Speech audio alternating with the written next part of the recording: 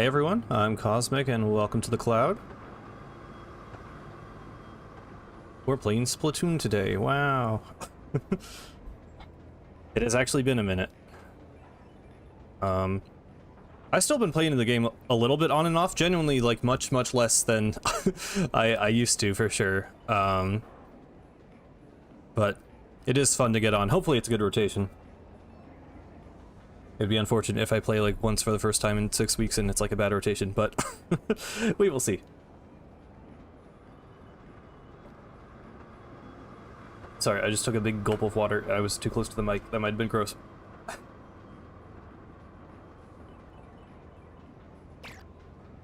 We'll go ahead and hop into a game, I guess. What are we working with here? Let's see. It just changed. Okay. Okay. I like that open quite a bit, actually. Rainmaker Manta is fun, but Hammerhead is so I think I'll go ahead and go to open. In fact, I haven't heard of it. I've heard of it so little that I'm not writing a script for a lore video about it. I see.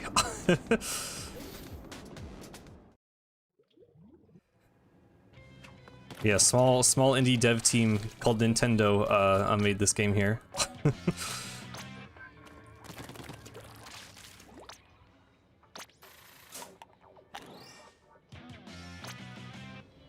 I like literally never use these, by the way. Yeah, I've oh, I thought I had 99 of these, but I have 99 of both of these. I should probably actually use these. Somehow I feel like I use the Krusty Sean tickets more often, despite this, like, in theory, being a more convenient and obvious place for this to appear. Oh yeah, I don't have... I was trying to unlock my X rank. I don't want to play that rotation. I don't care.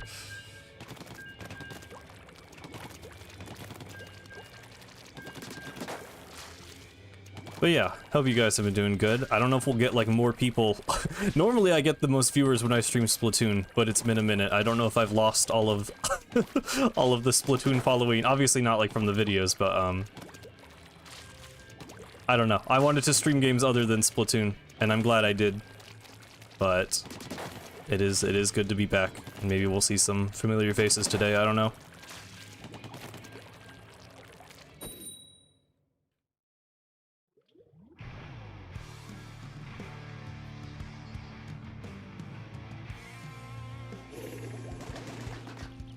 Oh, it's your first stream. Well, welcome.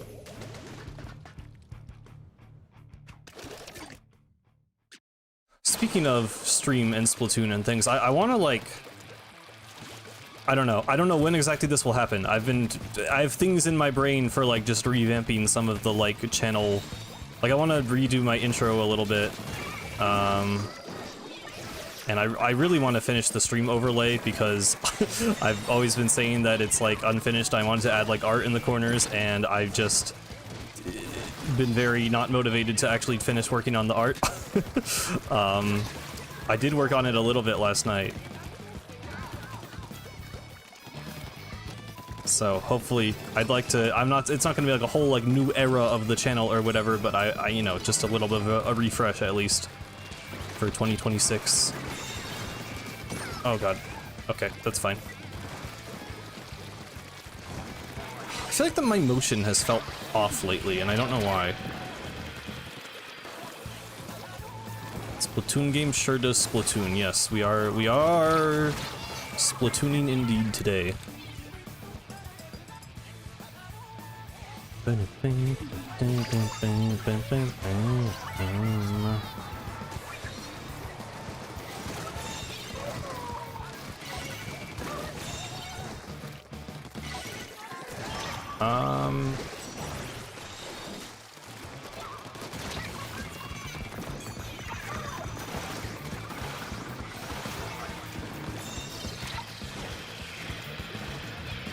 Okay, yeah, okay, that's fine.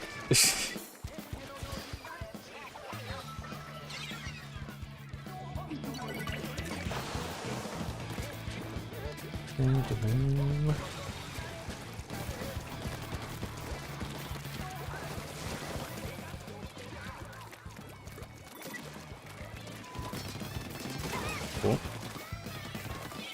I still love playing around these like walls in the middle of Flounder. Splatoon 1 Flounder is definitely still like miles better, but I just love this. This might be my favorite like single feature of any Splatoon map still, is just this grate and wall combination. It's just so fun to play around.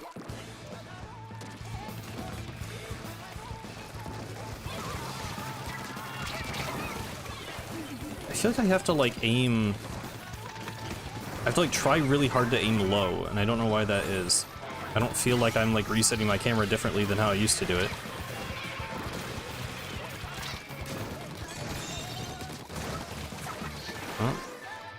I don't know if there's anything for me to use this on. Oh, there was right behind me, of course. That reached me. Bomb? Bomb? Nice.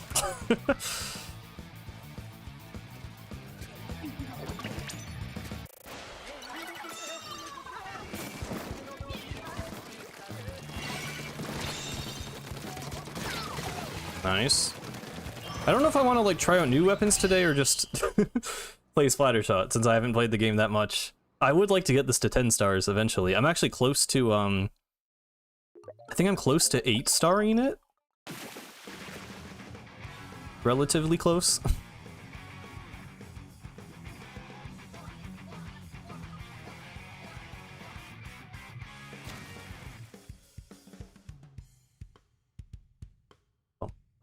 Ba-dum.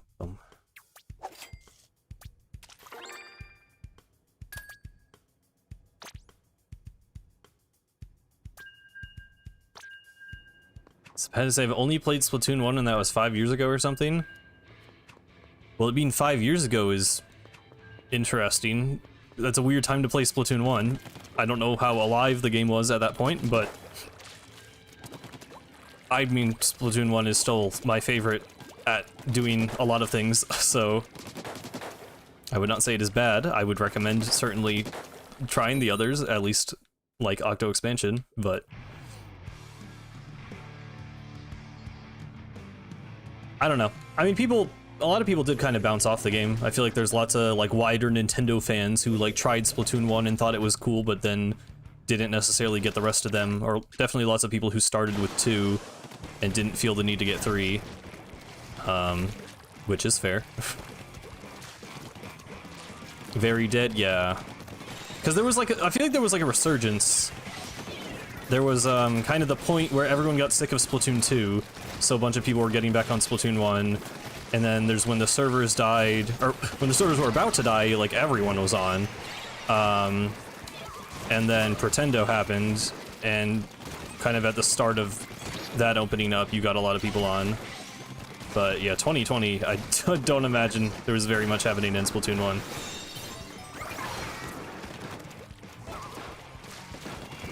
Ooh. Hello, Dusty. Hello, Hannah.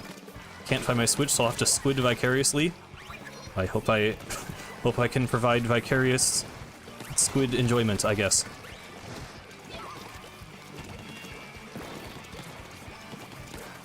Yeah, I mean, it's understandable. You know, it's the same console. Like, obviously, as Splatoon fans, when Splatoon 3 was announced, we were all... I mean, even I felt like it was a little early for Splatoon 3.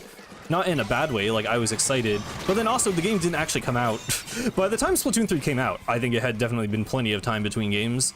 It was announced really early to the... You know, which I think a lot of people had a reaction of, like, really? Another Splatoon game right now?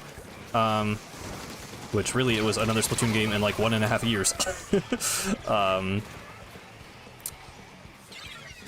So I don't know, like, I do get it if you're not as invested in the series, like... You know, it does... Previously, I think it was fair to say it felt like a once-per-console thing. I think we're definitely at a point now with the franchise and the fact that we're getting Raiders. I think it's fair to expect... Maybe not always multiple mainline games, but definitely multiple Splatoon franchise games per console.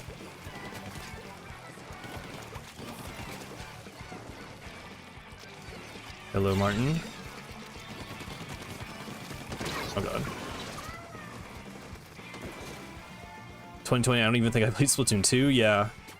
I don't know. I mean, I've always been around pretty much since the start. at this point. I mean, I played Splatoon 1 the least, which I now regret. But ever since Splatoon 2, I mean, I've been pretty locked in to the franchise. I never really took a super long break. Now has definitely been like my, you know, slowest point for Splatoon 3, or like I've been playing the least frequently the past few months, but even then, not completely gone. I mean, I don't know. Saving Splatoon 3 for Switch 2, I think would have been way too long. Like, unless they did a spin-off then. Because it was, you know, it was 2 years of content and then 3 years of nothing. Which, like, you know, I'm not the kind of person to say a game is dead the second it stops getting updates. I don't think Splatoon needs to be live service. I think it can, you know, self-sustain itself a bit. But for how major a franchise it is, I mean, I think from Nintendo's perspective, you know, even if Splatoon 2 sells 13 million copies and Splatoon 3 sells 10 million copies, that's 10 million $60 games they just sold that they wouldn't have otherwise.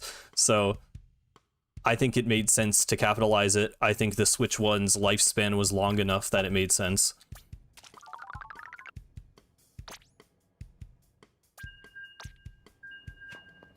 I still don't think mouse controls would be that, like, I don't know. I mean, I have seen opinions from people whose opinions I trust on the matter. I feel like Prochar and Dude both don't believe that mouse controls would, like, you know, create a huge skill gap. So I don't really think it would be that big a deal.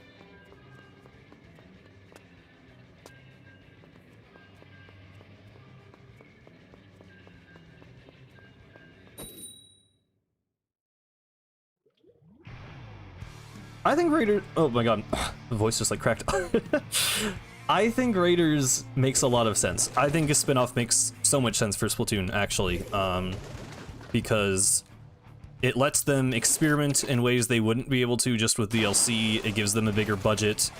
Like, I don't know, for a while I was really unsure about the idea of a Splatoon spin-off, but now I feel like it totally makes sense. Especially as a way to, like, you know, because you don't want a mainline Splatoon game too frequently, because, you know, you want it's a multiplayer game, so like it can just sustain itself for a while. Just if people get on the game and keep playing the game continues to exist, and there's always, you know, some level of fresh and exciting things happening just because you're playing against actual other people. And you know, you kind of want the game to have its moment to shine, give it some room to breathe, and you can, you know, add on to it with updates and content, you know, in a way that makes sense for a multiplayer game. Like, you're keeping up the hype cycle, so like, you want Splatoon games to have enough time in between them that you can have this hype cycle, you can have this kind of life cycle of the game. But then, you know, you don't want to leave fans of the series, like, you know, if Splatoon is being considered this, like, tentpole, is tentpole, flagpole, main series. It's a main Nintendo franchise now, up there with, like, maybe, you know, it's not on the level of, like, Mario and Zelda, but it's, like, it's close. It's, like, you know, second in line. So only having the mainline games, like, you get some kind of Zelda or Mario game, like, every year. So I think getting a Splatoon spin-off game, you know, maybe a couple years in between the mainline games, it just makes a lot of sense for, like, a secondary franchise to do that. I will take the trade, honestly.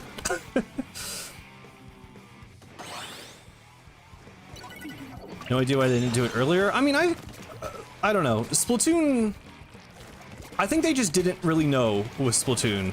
Like, it was super popular on the Wii U, but that was the Wii U, so I feel like it was harder to gauge, like, okay, there's like 4 games on the Wii U that are actually worth getting.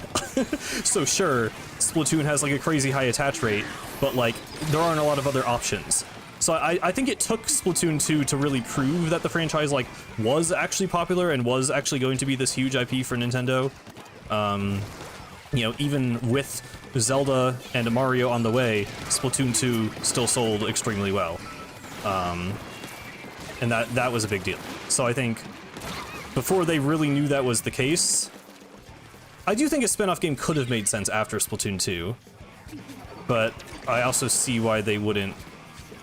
I don't know. I think Splatoon 3 still makes sense.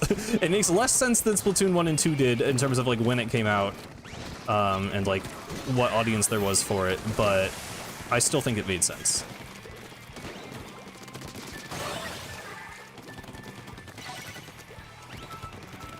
I think Raiders is definitely 2026. I already think it was definitely announced too early, but it would be like absurd for a spin-off game to take that long to come out. Like, there's no way it's 2027.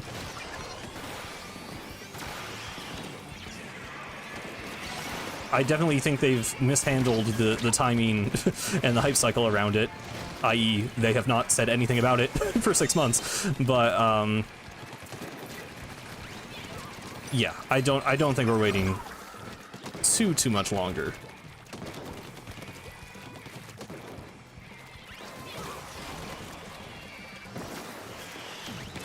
I still think February Direct. I mean, that's what I've said ever since it was not in the September Direct.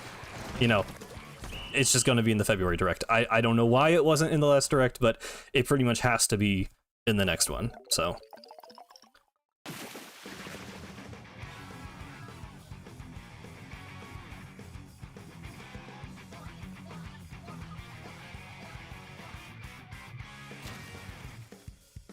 Yeah, I mean, it seems too early for a new mainline Zelda, and the movie is 2027.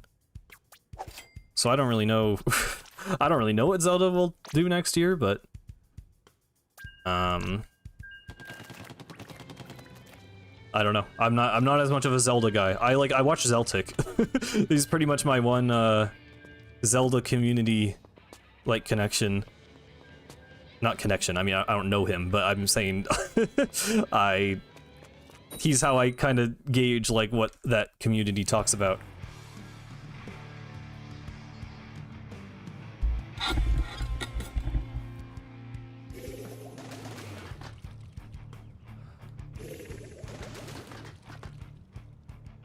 Your birthday was 2 days ago, Mr. Trainboy? Well, happy belated birthday. I have heard of Splatoon. Me as well. I still think a Splatoon show would work better than a movie. That's something that we've talked about a bunch on stream. My number one thing I always say is that I just don't want it to be a retelling of the game stories. I would want it to be its own thing. Ow. Bum, bum, bum.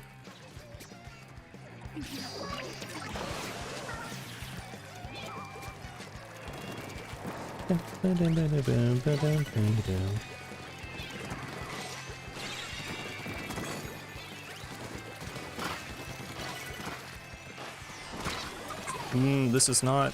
I don't know what I'm doing. I do not know what maneuver that was supposed to be. It would have been cool if that worked. But I don't think it was going to. Oh, I'm in the rain. Oh, I'm in the rain. Oh, I'm in the rain. Oh, I'm in the rain. Okay. You need to get out of here, for sure. Okay. Jeez.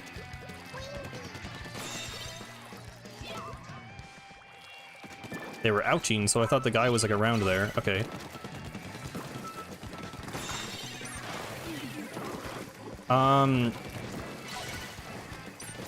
I would just want it to be more like low-key.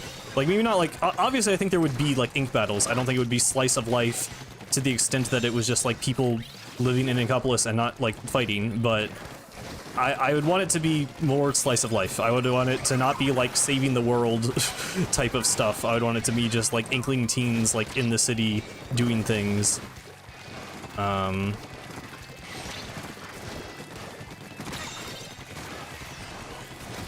Like, I don't know, a movie would be weird because it's like, how do you raise the stakes without making it canon to the games? Like, it'd be weird if there was, like, some world-ending threat in a movie. Like, I mean, So what, like, if they did that, I would be worried that they would just do a retelling of the game stories, and I really just don't want them to do a retelling of the game stories. I just don't want that. I like that the agents don't have canon designs. I like the way the stories are told in the games through things like the scrolls and the mem cakes and the logs. I just don't want a movie. I think a movie would just be worse than that for me. So if a movie did tell its own story, then it would be weird if there was some like big massive adventure that then was just not relevant to the stories of the games. And I don't feel like Nintendo would want to make people, you know, they don't want it to be like Kingdom Hearts where you have to like play the 3DS game and the mobile game in between playing the like numbered mainline games to understand the story. Like I don't think they would do that. So and I mean, you know, Splatoon stories are already fairly self-contained, I guess, but I would not like it if the movie was like required viewing or if it was a retelling of the games. So, and I also would like it if it was something more slice of life that just showed us other parts of the world. So for for all of the reasons listed, I guess that is what I would lean towards. That's the kind of thing I would prefer, but I don't know.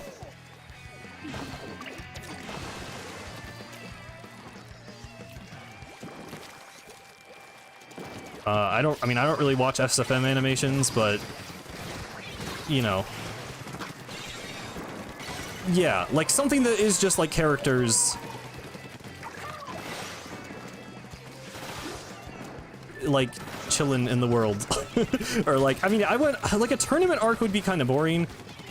I don't know. I wouldn't want it to just be ink battles, because like that's the problem with the manga, is like they just play turf war. I mean, okay, there's a lot of problems with the manga. The problems with the manga is that there aren't any good characters and there's no interesting narrative that ever happens. But the other problem with the manga is the fact that they're always just playing turf wars, so the manga doesn't like tell us anything new about the world of Splatoon. I would want them to actually like explore other aspects of Splatoon's world that we don't just see in the game. So I think incorporating ink battles for part of it could be cool, but then I would also want just like, you know, character moments and like, you know, seeing like Inklings living like in an apartment and, you know, going places that aren't just the multiplayer stages in the game.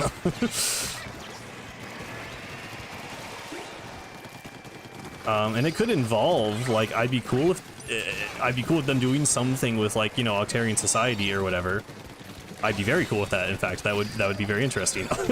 But I wouldn't want it to just be hero mode.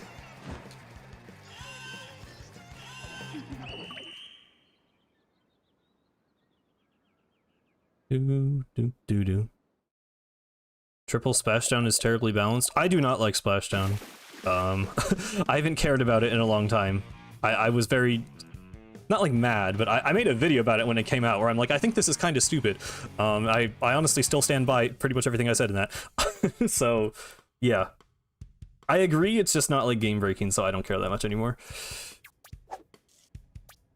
Yeah, I mean, with how much Nintendo has been leaning into like other forms of entertainment, like they keep saying in all the press releases and stuff, like we're looking into doing movies for all our franchises, like we want to expand out, and like, you know, video games will be the focus, but we want to have these other mediums to show off our worlds and characters. Like Splatoon is absolutely, you know, it is the perfect franchise to explore through other mediums. And I hope they do. I just, you know, I'm worried about how it would be handled.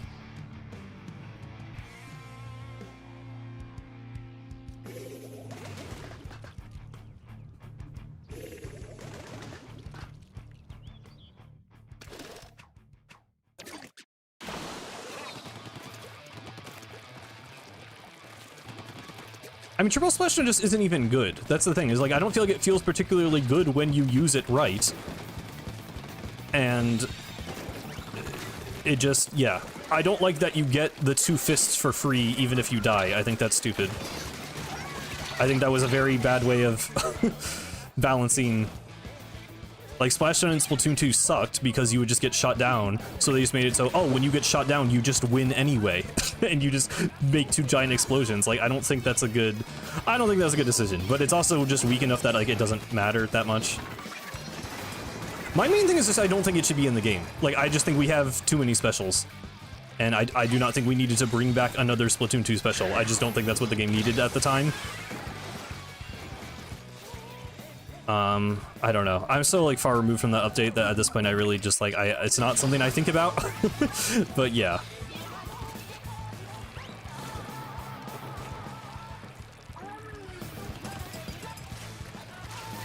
Okay. Yeah, a Splatoon show I think would be a really good way to get people into the series.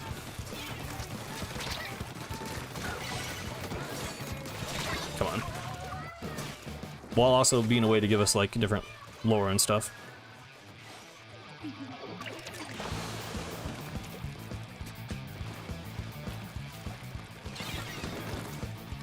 Give me bubbles back. I don't. Oh god. I want to say I was reading chat, but I saw both of them come around the corner and I still just died. So I don't think that would have helped if I wasn't reading chat. How does Splatoon show do voice acting? So there's this one animatic I always talk about, the Takosuba Heartbeat by, I don't know if their name is Stup Jam or Stoop Jam. I don't know how you pronounce it. Probably Stup. I actually don't know. But they just do it's just like they make the Splatoon noises, but there's like subtitles, which I don't know if that's how Nintendo would do it, but I think that works. Like they make the Splatoon voices, but there's subtitles at the bottom of the screen so you know what they're saying. I wouldn't honestly totally mind just actual proper voice acting. I think some people would find that weird. I mean, the fact that the characters already, like, obviously speak English through the text boxes, like, I don't think it would be that off-putting to just have them talk. So I could go either way on that. Oh god.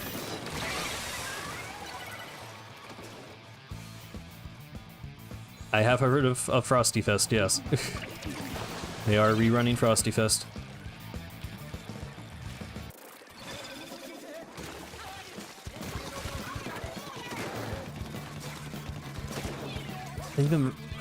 I mean, it doesn't. Who said it needed to focus on something from the game, though? I mean, maybe that was like a Nintendo mandate, but we don't know that.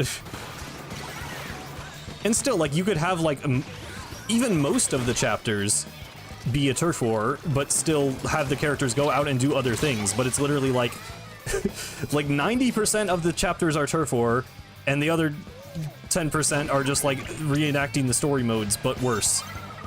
Like, there's nothing stopping them from writing a more interesting story.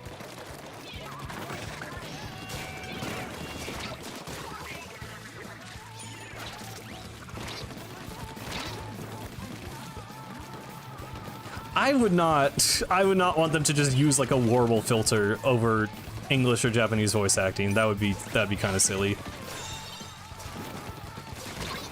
I don't know. I would rather them just talk normally, to be honest, than do that.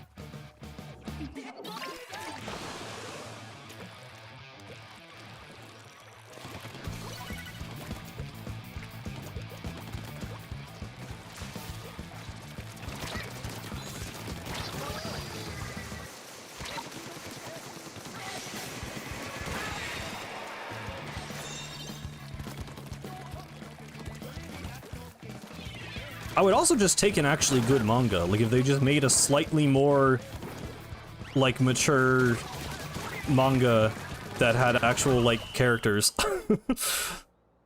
That would be cool, too.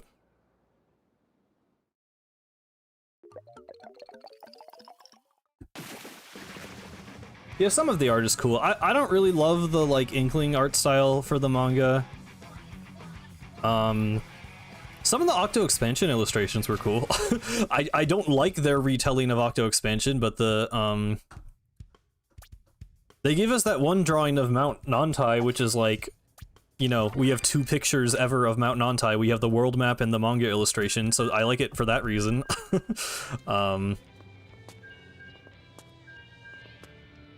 But, yeah, I don't know. I would not buy the physical ones just for the art. I don't like it that much. Well, the problem with doing anything with the agents is then you have to give them, like, you know, specific appearances. And I like that they...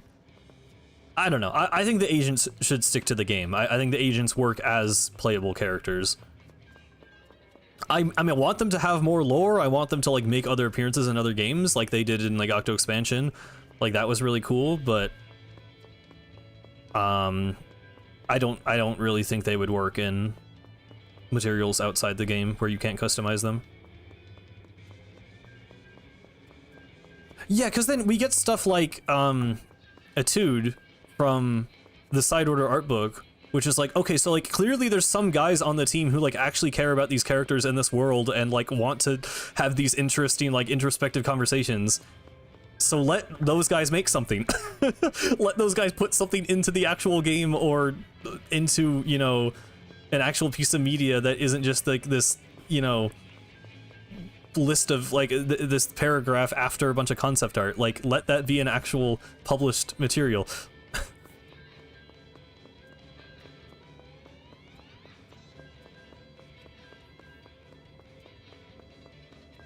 The agents don't have like canon designs. Like, I'm thinking about making a video about the agents, and I'll like express at least the way I see it in that video, but like, yes, they have a like a main design that's used for the advertising, but it's never been stated anywhere that like that is the official canon design. And even in most of the promotional material, there are like at least a couple of different versions of the agent. Like obviously for the cover of like Octo Expansion and Side Order, yeah, they use the female Agent 8 with the one hairstyle, but like that's just because they have to do something. They can't just have nothing on the cover, so they just, there's like a default design, I guess, but like none of them are more canon than the others, really. And I feel like if they did make like a story with them where you have illustrations of them, then that does kind of canonize them in a way they haven't been up to this point. Which I personally wouldn't like, but I mean, I'm not saying that's something they wouldn't ever do, they haven't up to this point. Etude read like a fanfic, but in a good way? Yes. Yes, it did.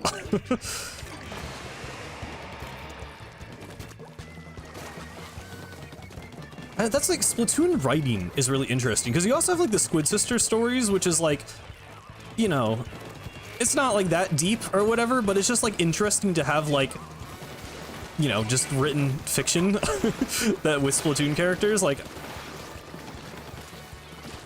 I don't know, I would honestly like more of that. It would be cool just as an in-game, like if that was like a lore collectible in Splatoon Raiders of just like some story. Kind of like the Alternalogs, but like written better than the Alternalogs.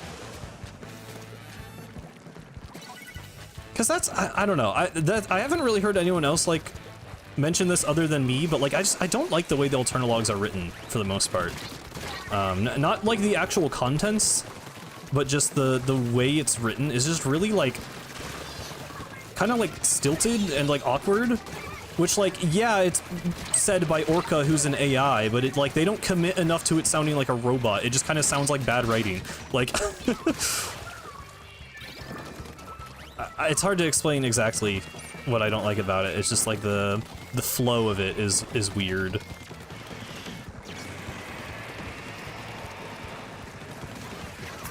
Which then, again, you look at, like, the chat logs from Octo Expansion, where the flow is, like, incredibly natural and really well done. I don't know. I mean, you can tell it's a case where like I just assume different people are working on it. You know, there were literally different localizers for Side Order than Return of the Mammalians. Like, there's not really a consistent voice throughout the franchise, which is just, you know, the result of it being made by Nintendo, who doesn't really have dedicated writers. They just kind of like, the devs write the story. I think it would be nice if we had like a like Sonic has, there's this guy called Ian Flynn who you hear about with the Sonic franchise. He's like the ultimate like writer lore master guy kind of for like, I think the games are more of a collaborative thing, but like for the comics and stuff, he's like the writer. I think we need a Splatoon writer or team of writers. I don't think everything should just be like by, I don't know, I'm not even exactly sure who writes the story, if it's just Nogami and Inoi and the rest of them. Like, I don't know who actually puts the words on the screen, but I think it would be nice if there was a more focused, like, effort to make the writing good.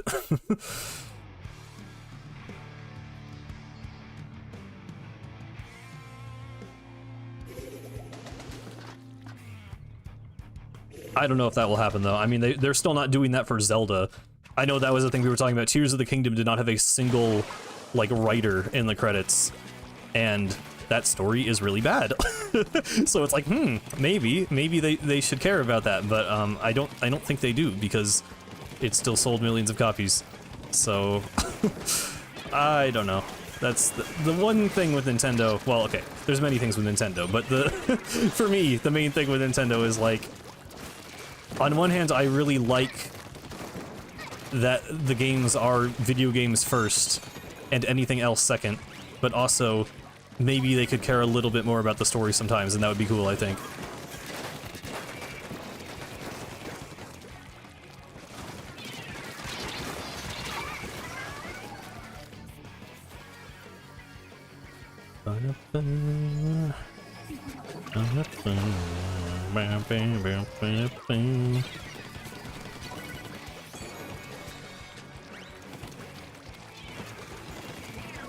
Whoa, okay, hello. What are you, why can I not? I mean, that worked.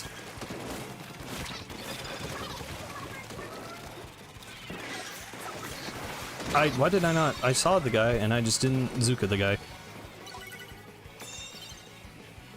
Would you like more Squiffer or Bamboo? I would probably choose Squiffer. I do not really play either of them very often.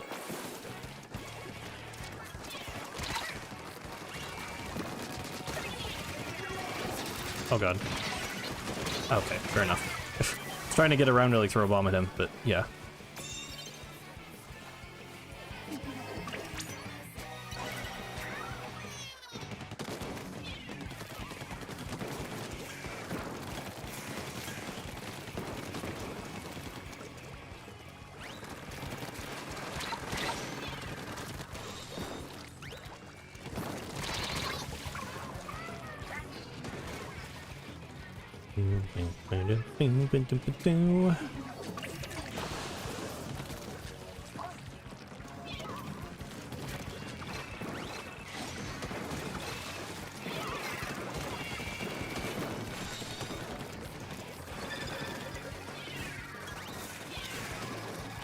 Really? Oh, okay.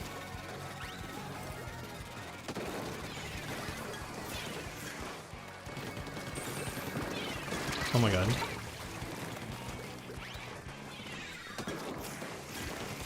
I have not been doing viewer battles, but I am playing open, so I could open it up to viewers. It has been a minute.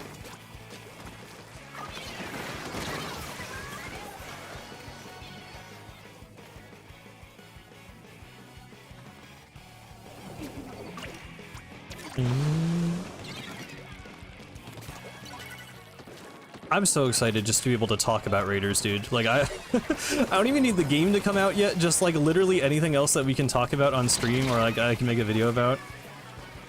It's actually been so bad. Like, I try to like go and look up anyone talking about the game, and it's just like there just isn't anyone. All the most recent Splatoon Raiders videos are just people saying like, huh, we sure do not have any news about Splatoon Raiders. That's kind of unfortunate.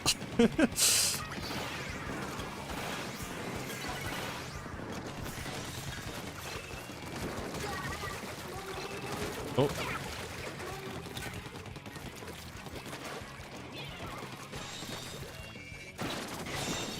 Breaking news, still nothing, yeah.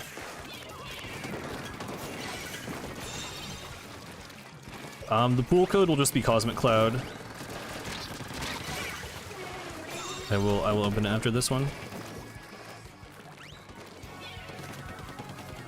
Oh.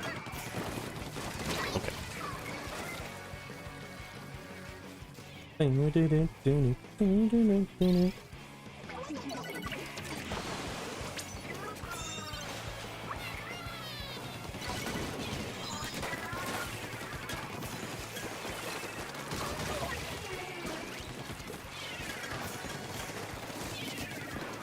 Nice. Oh.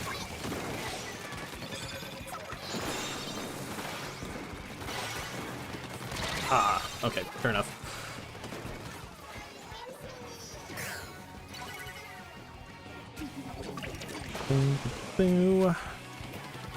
But yeah, 2026, I'm hoping is a better year for Nintendo games. I don't know, I feel like some people act like this was like a good year. I was underwhelmed, I guess, overall. Like, Donkey Kong Bonanza was really good.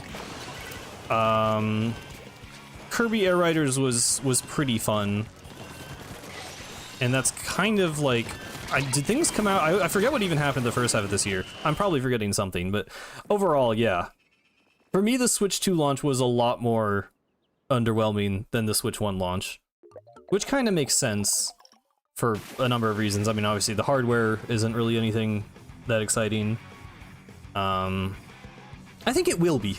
I think, like, I don't know, the Switch 2 has not really shown off how powerful it is yet. I think, like, certain games, like Final Fantasy Remake being on it and like Cyberpunk running well is cool. I just want Nintendo to actually do something with it. Which, like, Donkey Kong Bonanza was a pretty good looking game. Like, it just barely felt next gen. But I don't know. I'm yet to be like really, really blown away.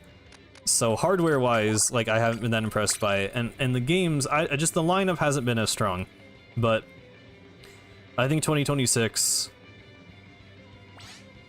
should be pretty good. I mean, I'm already getting Splatoon Raiders and Deltarune Chapter 5, so that'll be pretty cool. But I hope, I mean, I want that 3D Mario. It might be, I don't know if 3D Mario would come out next year, but probably, maybe at least be announced, I don't know. I was the person that got you into Splatoon and caused a 4-month-long intense hyperfixation. Thank you so much. Well, you are welcome. Yeah, I'm excited for us all to be able to, I mean, I still, like, you know, I still think about the game, like, daily, because I'm working on videos and stuff, but it'll be nice with Raiders to actually have something to, like, really talk about and for everyone to get excited together, so very much looking forward to that.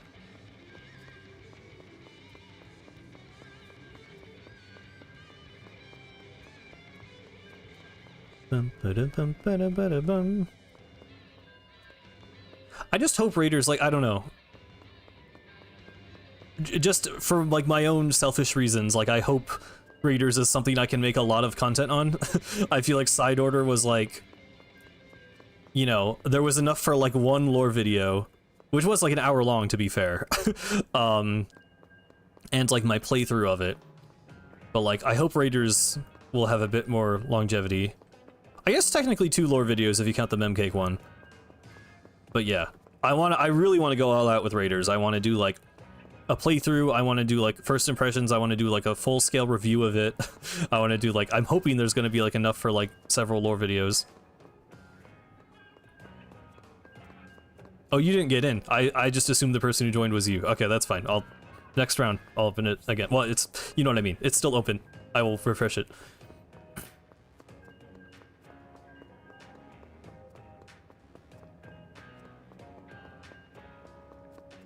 Yeah, I mean, that sanitization video, I mean, that's still the biggest video on my channel. Like, I did not expect it to get that big, so I'm glad that I was able to, you know, get people into it, and, like, you know, the information is in, like, 17 million different places, so I'm glad that it serves as a resource for people.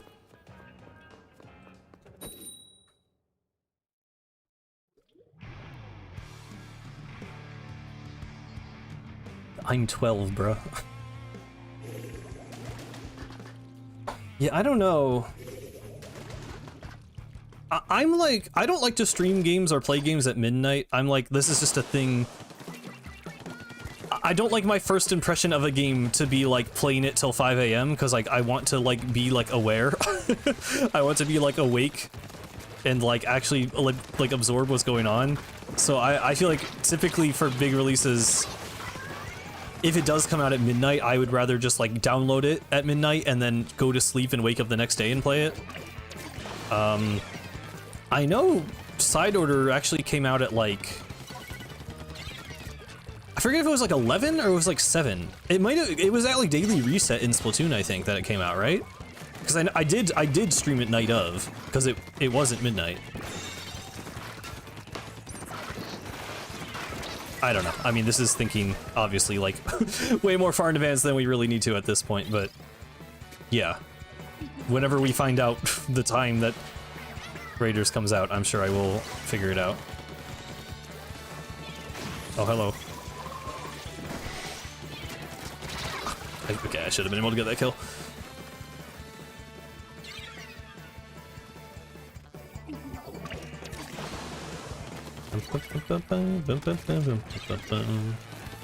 That's my thing? What, like thinking months in advance, or... I mean, I literally, dude, I like picture... I mean, like I just said, I like basically have a whole content plan in my mind for Raiders already. Like I literally imagine myself like reacting to a new trailer in my brain. Like it's bad. it's the rot is very deep, in my brain, but we'll get there eventually. Oh god.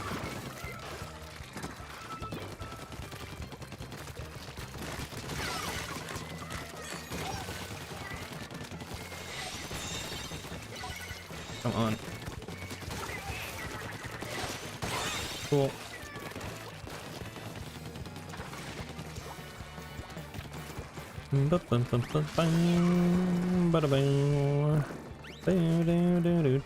Boosh. Boosh. Boosh. I missed all the shots. I missed all. Okay, then they walked into my shots, and then you almost walked into my shots. You're dead. Oh my god. Well, string, hello, well, string, hello, I'm dead.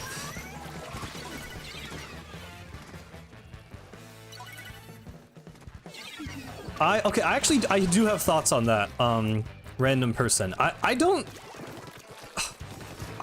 feel like it would make a whole new route to do like an aborted Snowgrave and get the Twisted Sword. I think like I understood people thinking that in like the chapter 2 days, kind of, but like now I feel like it's pretty clear that there will be at least one more Dark World segment with Noelle, where we would be able to just take the Thorn Ring. Like, I think we're making the Twisted Sword in the weird route. Almost certainly. And I don't feel like it would do anything, because, like, you can get the Freeze Ring in a normal route and then abort it, and, like, the Freeze Ring doesn't do anything, right? Like, I don't know why the Twisted Sword would necessarily be different in that it would give you access to a whole new route, when I just see it as like another kind of residual element of doing an aborted Snowgrave route. Like, I don't think it would lead to a whole new ending.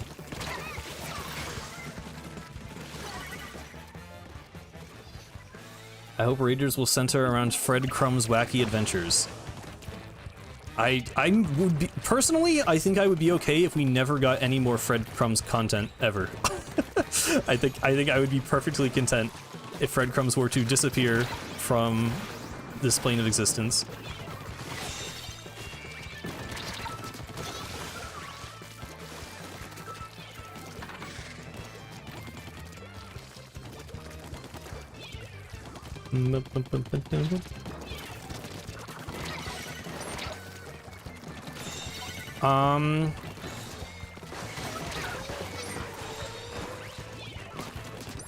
I mean, she might, but the fact that it's like the trance down effect, it's interesting and it's hard to predict, but I don't think Noelle getting out of the trance necessarily means the end of the weird route. Like, I just think there could be some other element there that we don't quite understand or can really predict at this point. It just seems kind of like redundant to me to have a whole other like creepypasta third secret ending thing when the weird route itself is already so like weird to like activate on purpose. Like, I don't know, it feels like a fandom idea that Toby Fox wouldn't actually do. I guess is the simplest way I can put it. Like, it seems weird. Oh, I was meant to back out. Oh, hopefully the other person, if you're still here, Kerbal Girl, we can back out so we can get more people in, because I forgot to go back. Hopefully. Oh shoot, we queued. Okay, that's my bad. It's been a minute. My bad. Well, remind me at the end of the next game.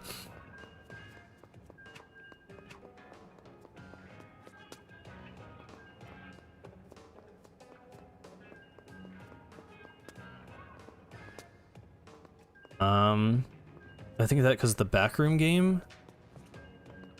What, like the roots theory type of thing, or like it being called the sword route? I don't know.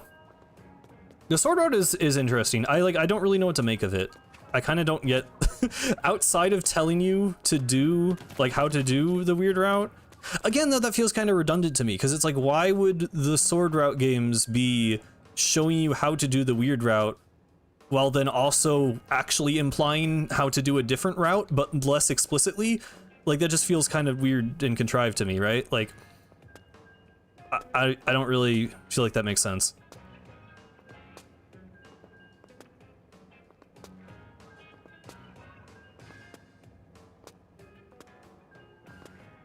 I've had several Raiders dreams and been disappointed waking up from all of them. Yeah. I don't think I've had a Raiders dream. I've definitely had Splatoon dreams.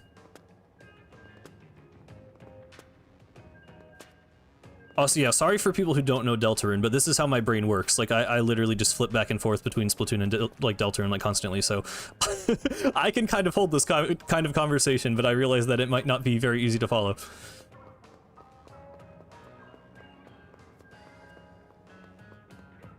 I don't know.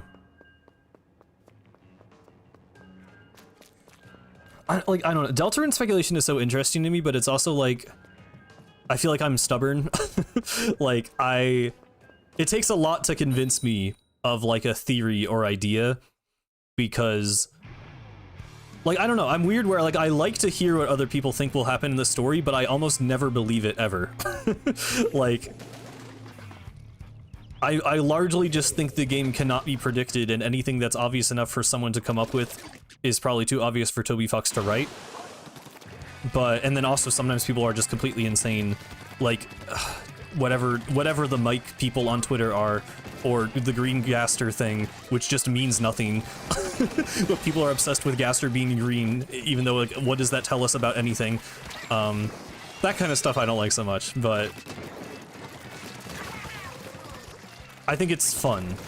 I think it's fun the way the community works, but also I'm, like, not on board with, like, anything anyone ever says. So, I don't know. Even device theory, I'm like, I think is mostly a very good analysis of the game, but I don't actually agree with, like, most of the conclusions that I feel like are drawn.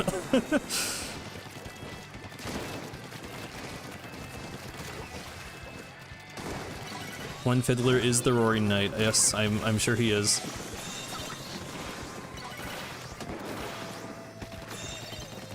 If I could make that as like an April Fool's video, there would be some target audience for that, surely. The crossover of people who know who Glenn Fiddler is and who care about the identity of the knight in Deltarune. There's probably like at least 10 guys who would find that funny.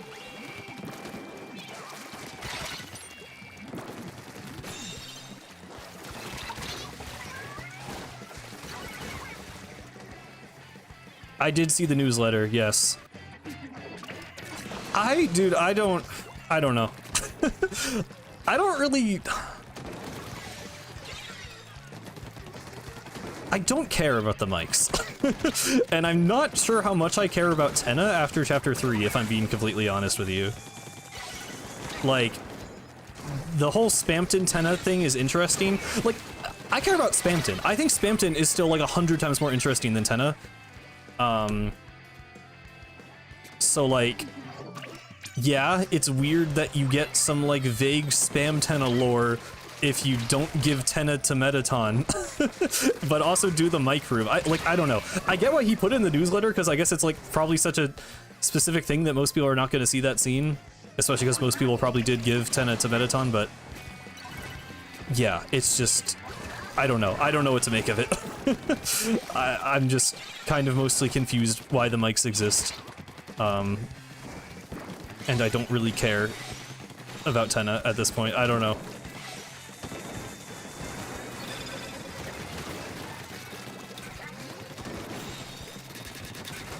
Tenna just feels very one note to me, I guess, compared to Spamton. Like, I don't know. I feel like Spamton, like, he was funny, but then also had like this element of tragedy and had this like weirdly like actually far-reaching backstory with like the cyber world and the Addisons and like the, you know, you had the phone guy who we thought was Gaster but now is probably not Gaster maybe. And it's like interesting that Tenna is wrapped up in all of that, but it's still like I only care about that because of all the Spamton stuff. Tenna, like I liked Tenna's arc in chapter 3, but then I feel like it gets like largely kind of resolved, and now I just don't care about Tenna. So I don't know. Not FNAF phone guy. I knew when I said that, but like different phone guy who's probably Gaster, but also probably not Gaster anymore, because I don't know. Right, thank you for the reminder. I will back out.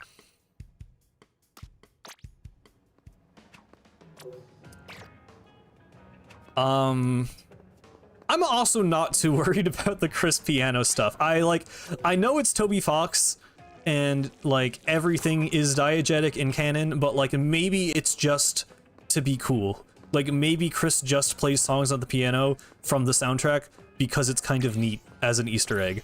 I don't know if that necessarily means that all of the songs are diegetic. Maybe at least like Rules Card's theme is diegetic because Rousey brings it up. I don't know. I'm not gonna think too deeply about that unless we are given a reason to, which currently I think it's just to be a cool Easter egg. But yeah, the new shop theme is like really, really good, by the way.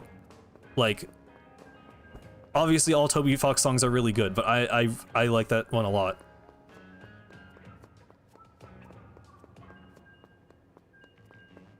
Ba-dum, ba-dum, bum. Yeah.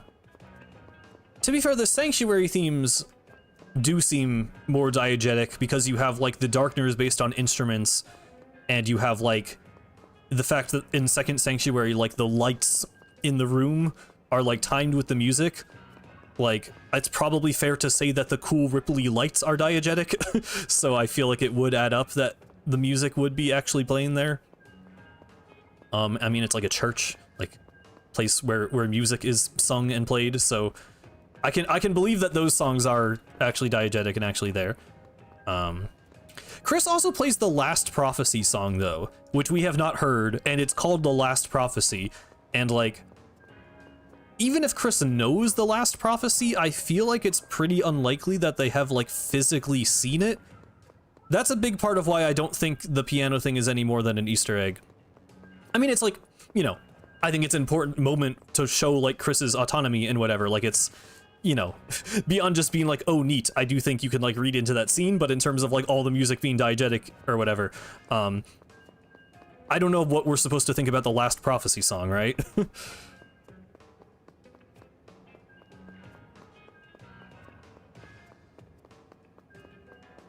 It's, oh yeah, because Rousey was like humming it, but Susie couldn't hear it. I don't know, man. I don't know what that means.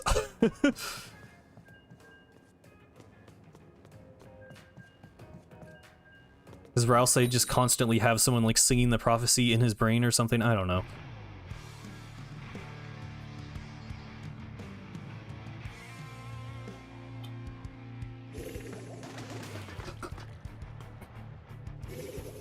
For anyone in chat who hasn't played Deltarune, you should play Undertale and then play Deltarune. And then you can understand what the hell we're talking about. I'd also play one of the best games ever made. Wow.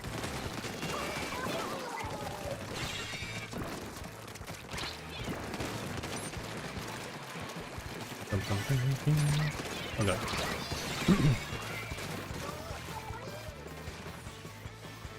Oh, no, no! That was unfortunate. I saw that all happen in real time, but there was nothing I could do from beyond the mortal coil. Nice. Nice.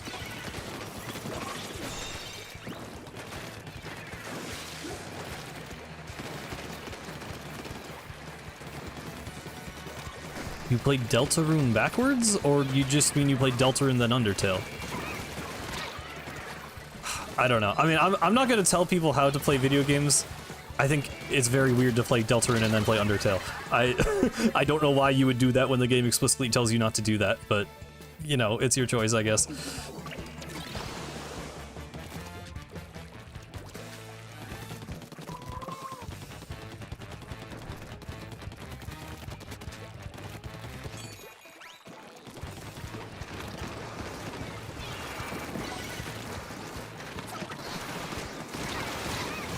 Wow, okay. I can take that triple, sure.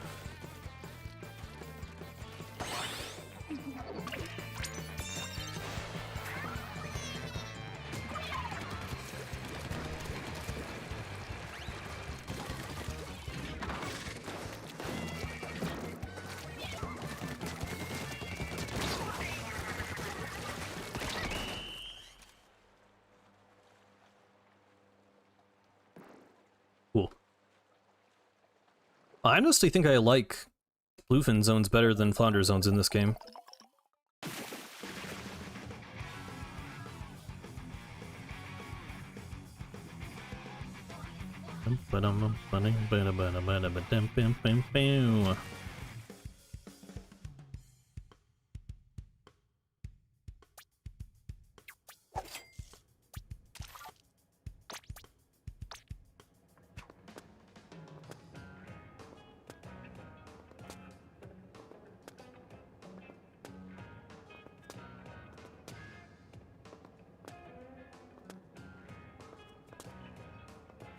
What is that melody? I was just singing the Splatoon song.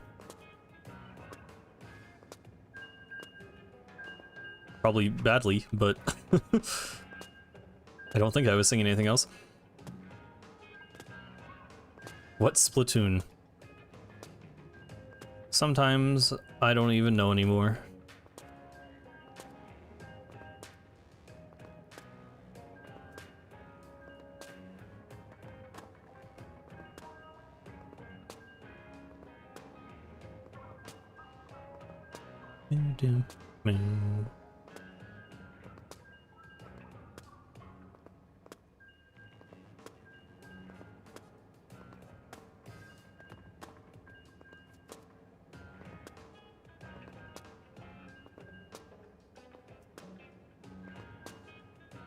Yeah, I don't think the seaside Splatoon 3 victory theme is exactly the heavenly melody, but it is a melody.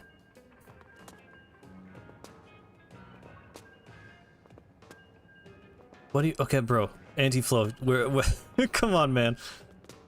I had to genuinely answer that question for like 2 years. I don't want to ironically answer it now that we do have third kits. We're in the future. We are in the present modern day of Splatoon 3 where we have third kits.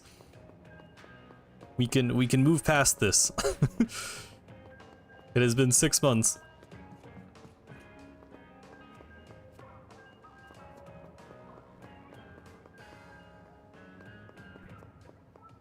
Why don't you use them? Because I never cared. You can go back to all of my stream VODs where people talk about third kits. I'm like, I don't really care if they add third kits, and you know what? I don't. I'm sticking to my splatter shot. I genuinely forgot that we do. Yeah, it was literally... I mean, people, like, literally begged for them the entire content cycle, then they came out, and I feel like no one cared. Which, I kind of could see coming. I mean, you know, it was cool when it happened. I mean, we were excited, but, like, yeah. It's whatever. Because, I mean, that's what I was saying the whole time, is, like, I don't feel like kits are, like, the main thing that brings hype to the game. At least not for me. A lot of people seemed to argue otherwise, but then they added a bunch of third kits. I mean, you know, you could say it was just too little too late, I guess. People wanted them earlier in the hype cycle, but I don't know, man. I don't care. I really don't care at this point.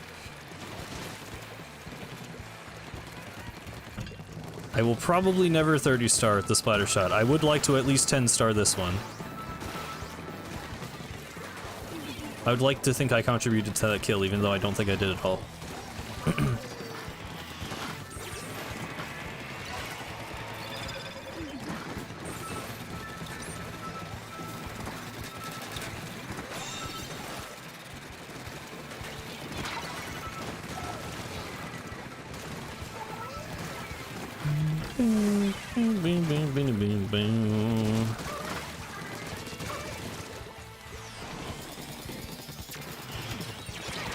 Okay, that was maybe not worthwhile. 60 star splatter shot? I mean, if you wanted... Does Splatoon 1 track your turf with weapons? I forget. You could technically, like... I mean, technically it's like win points, it's not turf points.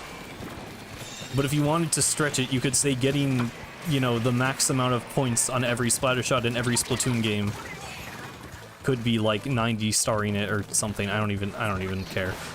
Technically it would be 100 starring it, right? Because there's 4 in this game? Or no, oh, I'm counting Octoshot. Or no, but there's there's Glamours, so there is... No, there's Splattershot, Tenatech, and Glamours. Those are the only ones with actually different kits. But the whole thing of the series, so I should include Hero Shot. So there's 5 in this game, 3 in Splatoon 2, and 3 in Splatoon 1. So it's 11. So you'd 110 star. Except not really, and that would be stupid, and I'm not doing that. Oh no, wait, Order Shot. Wait, so... No, but why... No, hang on. I was doing it wrong. I'm not counting other kits, that's the whole point. Okay, so no, it's Splatter Shot, Hero Shot, Order Shot, Splatoon 2 Splatter Shot, Splatoon 2 Hero Shot, Splatoon 1, so there's 7. So it would be a 70 star. It would be a 70 star. This doesn't matter at all. Why am I thinking about this? Fry and Pearl feel like the same characters, but Pearl, she's a damn... I feel like that's doing a disservice to Pearl to say that. I think Pearl has a lot more personality and, like, unique quirks in her dialogue than Fry. I think it's more that Fry is just kind of generic.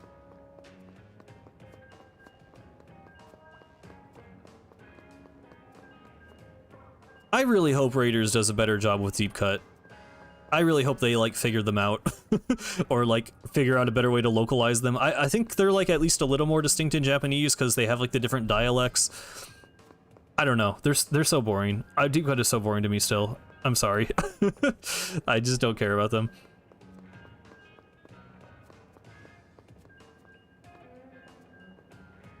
And I'm gonna blow into my stick to try and fix the drift.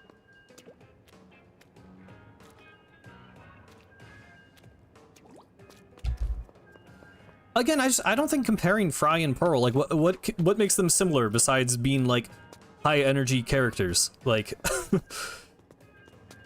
I don't know where the comparisons are really being drawn. Okay, I don't think the forehead counts. Okay, multiple people said that, of course they did.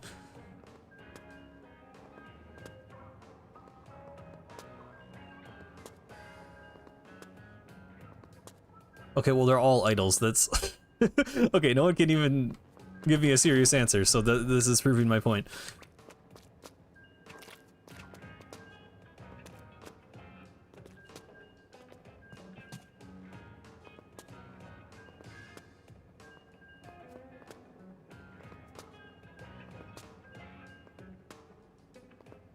Ba-dum, ba-dum, bum.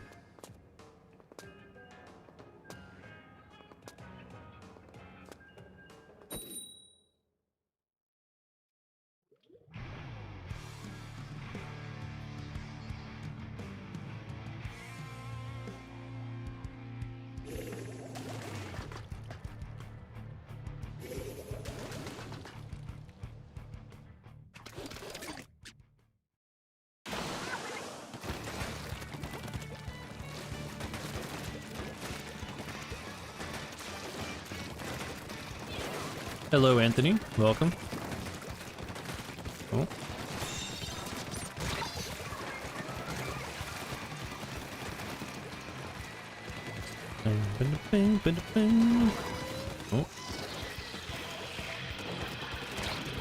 Oh.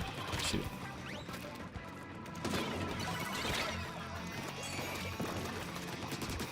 Okay, wow. I feel like they should have definitely hit me there, and I just got away with that, but, you know, not complaining. Okay, well, I got, like, I stubbed my toe on the brick thing rising out of the ground.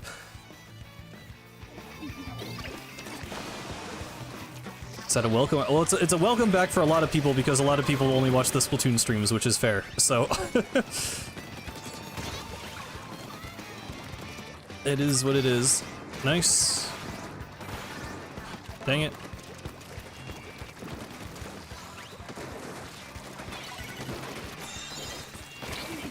Come on.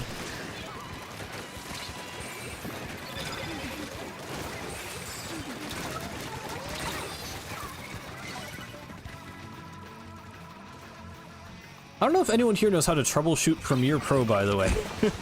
I have been trying to edit a video, and I have been struggling with the software. There's some like memory leak issue. I don't know. It's Premiere constantly like uses all the memory on my computer and then runs out of memory and then crashes and runs really slow, and it has been like kind of infuriating trying to edit lately. And I have like looked up a million solutions and none of them work. I've like cleared my media cache, I've downpatched to an earlier version, I've reinstalled, I've like set my memory settings to give it more RAM. Like I literally don't know what to do. Turn it on and off again. I've restarted my computer like 17 times per session because that's what I have to do because it kills all the memory in my computer. And it has been driving me insane.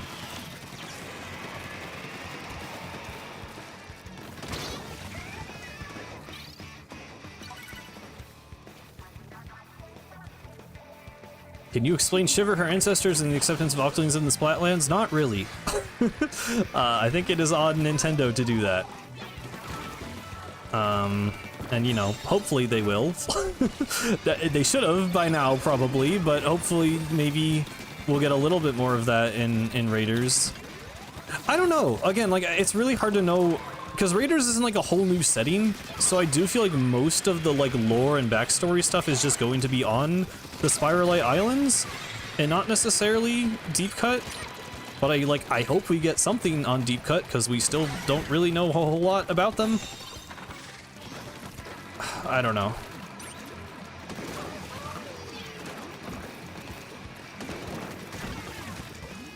Hey Octosteel, I was just complaining about Premiere, just the editing software I use.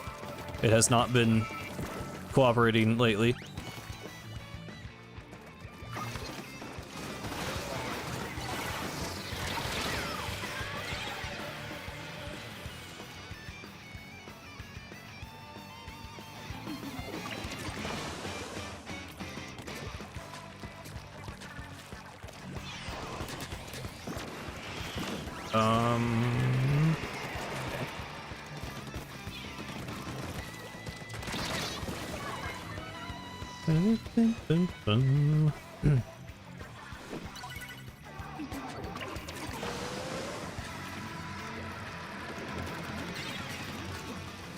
There are beacons everywhere.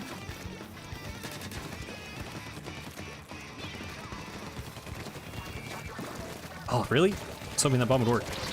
Dodge rolled.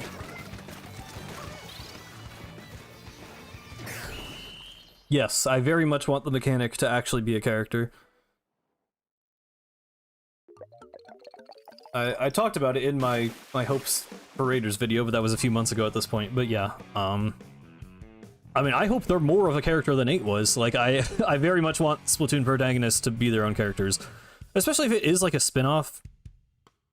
Like, I can kind of see why they do the self-insert thing when it's like you have like a multiplayer character that you can customize with all this gear, and it's like, you know, I get it, but I feel like Now, if there was any time to make a character actually be their own character, independent of the player, it is Splatoon Raiders.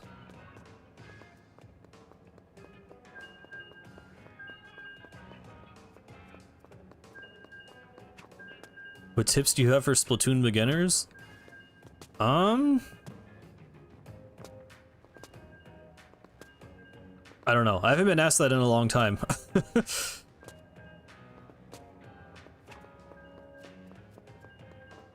I feel like a big thing is just being aware of where players are on the map. Like being, checking the HUD at the top to see when your teammates are alive, so you don't just rush in alone and die. And trying to actually like support people with your specials and be intentional instead of just kind of like using your special when you have it. Like think about what you're actually trying to achieve with it. I haven't been like grinding Splatoon lately though, so I don't know if I'm the... I guess I do have some, just Splatoon fundamentals, but I'm not like the best person to ask how to get better probably.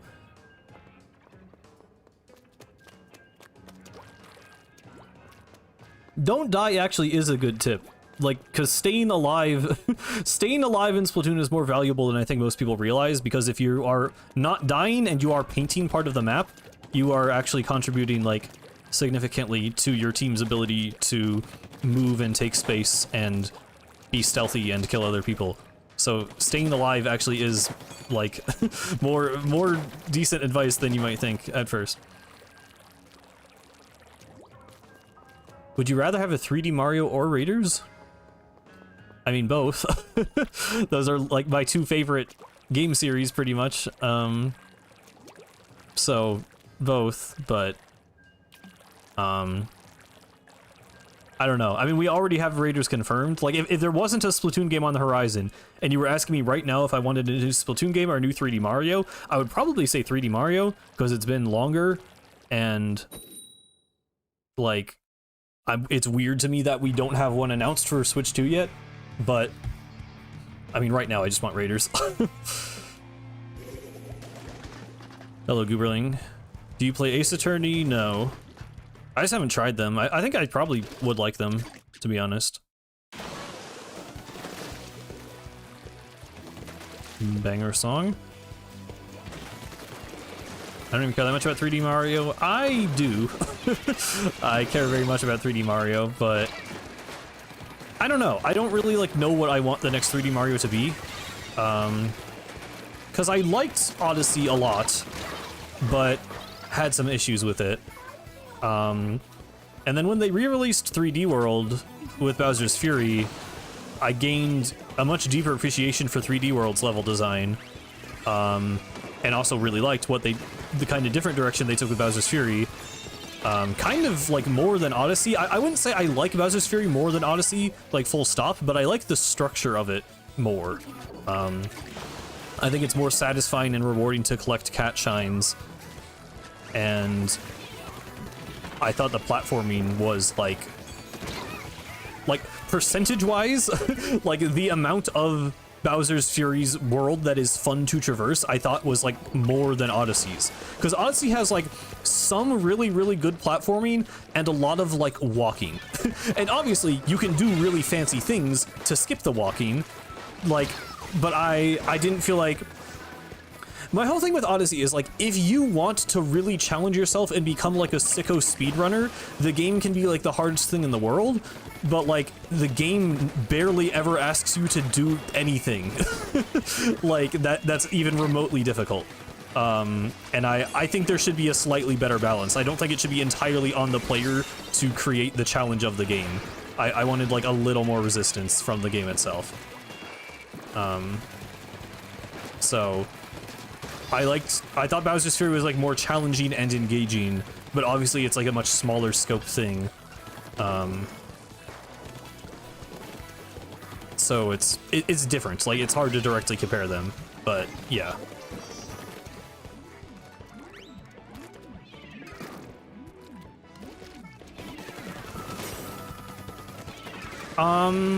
It's a similar issue I have with Alterna. I don't think it's as bad in Odyssey. Like, I think Odyssey is definitely, like, a way better designed game than, Alterna. And has, like, way higher highs, and generally You know, I mean, the thing about 3D Mario is just moving Mario around anywhere is fun. Even if it's literally a flat plane, doing a triple jump, you know, cap throw, cap bounce dive is fun. Whereas Splatoon, like, you need the environment to be engaging for the movement to be fun.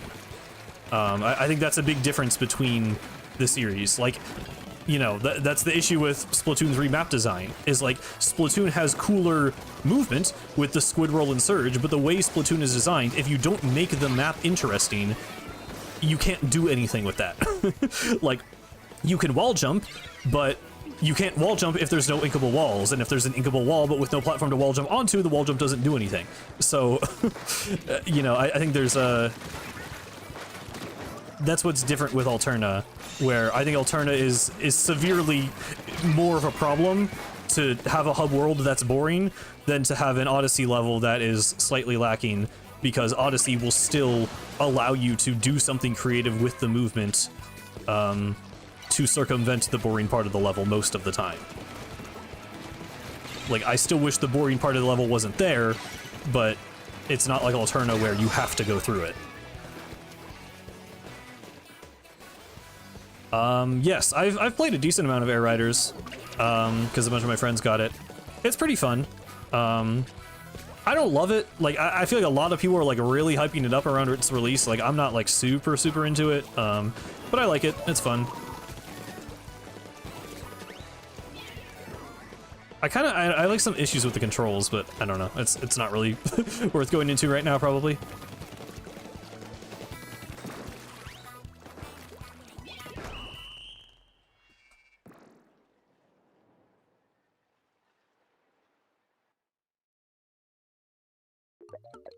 I'm really so interested to see what they do with the next 3D Mario, though. I don't know. It's got to be good. They're always good, and after Odyssey, like, and everything they've learned from it, and like DK Bonanza, like, it's gonna be good. Consider ever doing a stream with viewers in City Trial? Well, I did. I did, like, the week it came out. I'm not that interested in streaming it again. It's like I don't know. It's a fun game, but it's not... I don't know if I'd really do it as a stream game again. Maybe someday.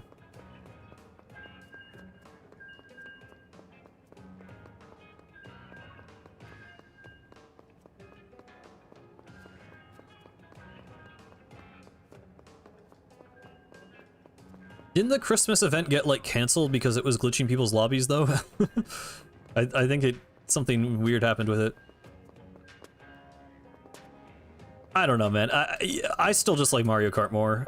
I get why people have their preferences between Sonic or Kirby or whatever, but it's like...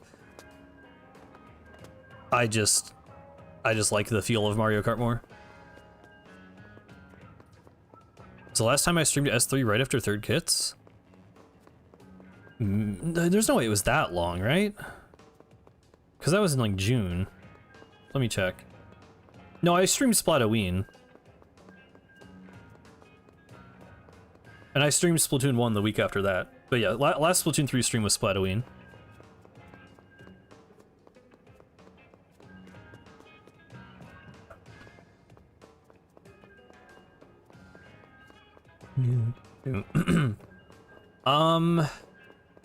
At this point, random person, I have no clue. I thought they would have done it like a year ago, so I don't know.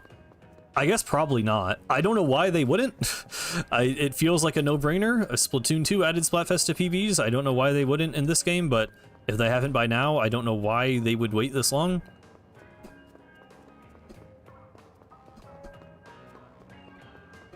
Yeah, it's nice. I mean, there's 200 intermissions, like most of which are boring, and they fixed like 10 of them to make them slightly better, so it's not like a huge deal, but I do appreciate that they're at least kind of responding to the feedback. So yeah, Mario Kart just isn't a game I need. Like yes, they could be doing so much more with it, yes, they could be having like events and stuff, but like it's Mario Kart. It's like I just need Mario Kart to be there. I need Mario Kart to be on the console. Sometimes me and my friends will play like we'll feel like playing Mario Kart, so we'll load up Mario Kart and play it. Like I don't need Mario Kart to be anything more than that. It's not a game like I feel like the internet, like the way discussion works about games now is like every game like has to do these things and like satiate the most hardcore fans, and it's like I don't blame anyone for complaining. Like the game has issues. I'm not like, you know, being a Nintendo apologist. Like, yeah, it's not perfect. I just don't care. Like I'm just not the kind of guy where like that matters to me. I don't need events in Mario Kart. So I think the main thing they need to fix is just letting people not play intermissions in solo online. If they do that, literally that's all I care about for the game, and then it would be fine. Splatoon 1 did not have Fest in private battles, no. I forget if I already said that, but I might have said that twice, but whatever.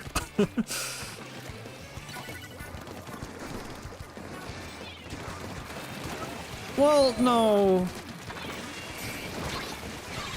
Partly yes and partly no. Mario Kart is in like an in-between state where it's like I do think the movement of the game is inherently fun. So like, and plus you have items. Like drifting and item play are inherently fun. So I do think the intermissions, it's not like an alternative situation. I don't know. I mean, I'm not really defending the intermissions because a lot of them you aren't drifting a lot of the time.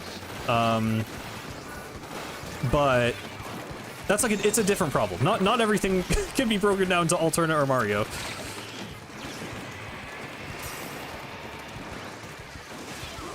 Okay, saying Mario Kart doesn't reward you for skillful play is just wrong. Like I do feel like people are way too harsh on Mario Kart and just like lying. Like item play. Like, I don't know, it depends at what level you're talking. Like, if you grind Kirby more, and you feel like Kirby is rewarding you more for skillful play, well, that's probably because you're just trying harder to be good at Kirby. If you try really hard to be good at Mario Kart, then you'll learn, you know, like, good, like, shock spots, and you'll learn where to use shortcuts, and you'll actually learn to use the movement. Like, I don't know. I do feel like people are unfair to Mario Kart a lot of the time.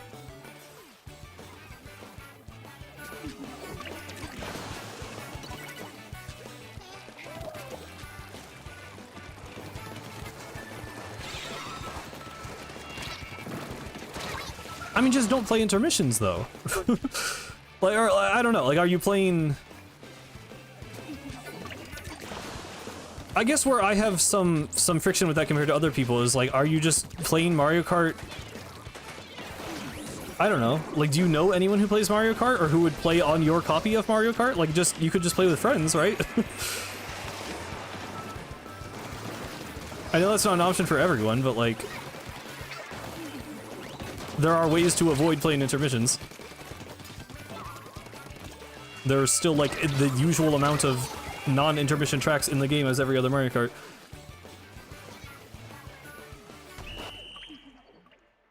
All I'm saying is the way, like, Shortcat talks about Mario Kart World and the way Twitter talks about Mario Kart World, you would think they were two entirely different games. And I realize that's not completely fair because he's, like, a pro player, but, like, people, you know... The conversation about Mario Kart World, I think, is misguided a lot of the time.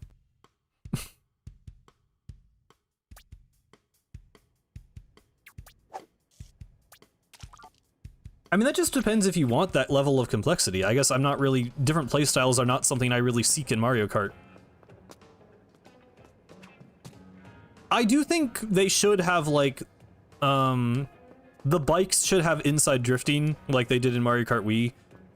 I do think that, like, it's weird that the bikes basically just feel the same as the karts.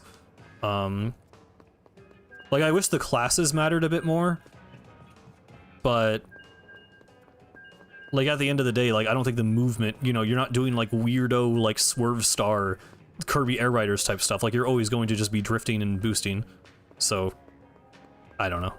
I guess in that case, I just don't care. I'm just not bothered by that. I don't really think that's what the game is attempting to do.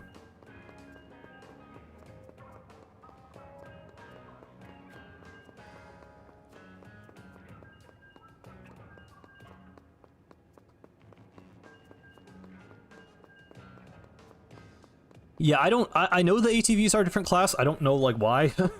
I don't know how they control differently or whatever, outside of just their stats.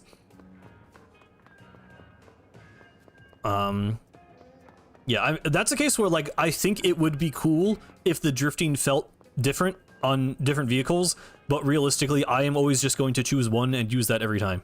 Like, I'm just being honest, I will pick one. I picked the pipe frame in, like, 2012 in Mario Kart 8, and I never switched off of it in 10 years. More than 10 years of whatever, however long that game existed. Yeah.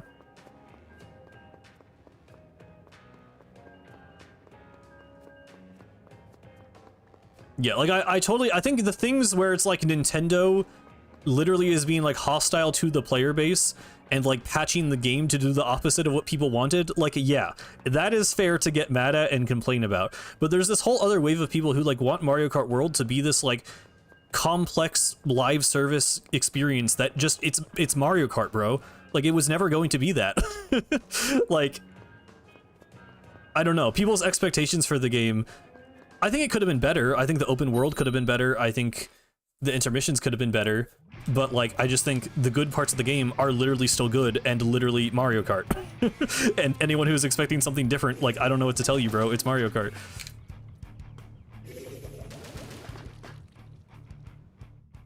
Like, there are other racing games. Which is, like, I think it's cool. Like, yeah, some people like Sonic Racing more because there's a bunch of, like, customization with the karts and, like, you can make different builds and have different playstyles. And, like, yeah, that's cool for Sonic. Mario Kart doesn't need to do that. Mario Kart's not worse for not having that. That's just a different game, bro. And you like the other game more. That's totally valid, but this is not what Mario Kart is.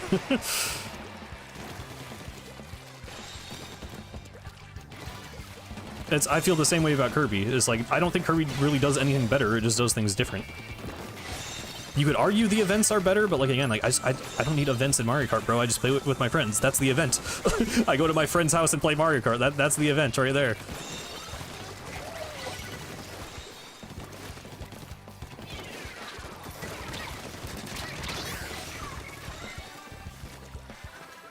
Yeah, some of the tracks, like, I definitely think overall, like, maybe I prefer the tracks in Mario Kart 8. I think it has, like, higher highs. Like, there's not really anything that hits, like, a Mount Wario, I feel like. There's probably other ones I could come up with, but... I just think for me, it's literally just good enough. And, like, I am... it's like, on one hand, I think the game is overhated and the discussion is overblown and misguided. And on the other hand, I just don't care that much personally. So I'm coming from both sides of it. Is like, I would defend the game, and I think the game deserves a bit of defense at this point. But also, I don't really care. I kind of just like, it's Mario Kart, and that's all I wanted from it.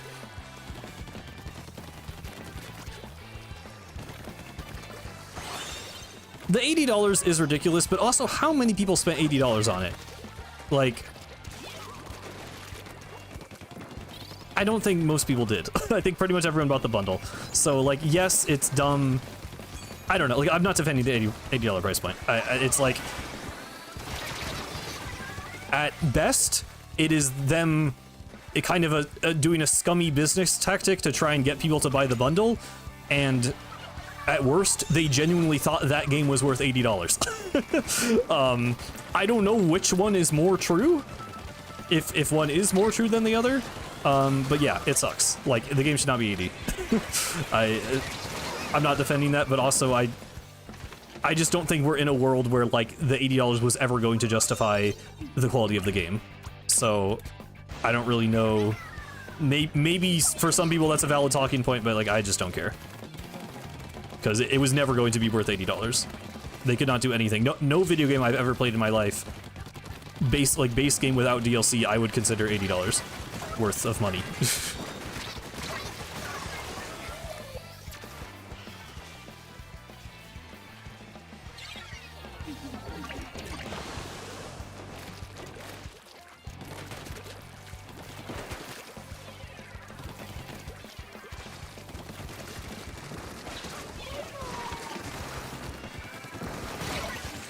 I mean, if you're asking me, would I pay $80 to play Splatoon Raiders? Yeah, probably. If you're asking me, I think a spin-off of a Splatoon game, like a spin-off Splatoon game side adventure is worth $80? Hell no.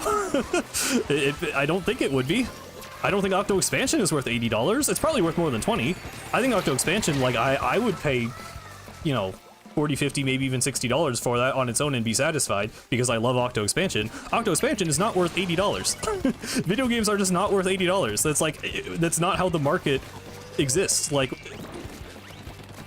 we are not paying $80 for any video game. Why would we pay $80 for Mario Kart? It just doesn't make sense. They just made it up. Like, it's actually insane.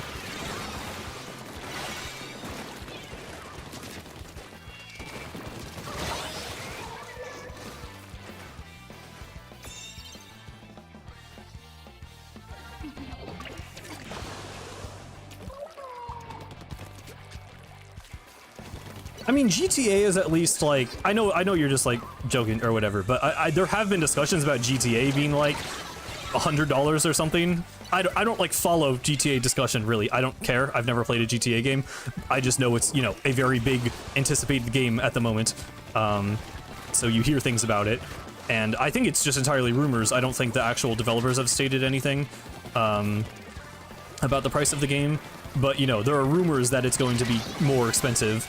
But like, that would kind of at least make some amount of sense. Like, if this is going to be another game like GTA 5 that people are playing for like 10 years and is this like super insane, detailed, lived-in world, like at least you could make an argument for that. But like, dude, no Mario Kart game ever was going to be worth $80. Nintendo is absolutely insane for that.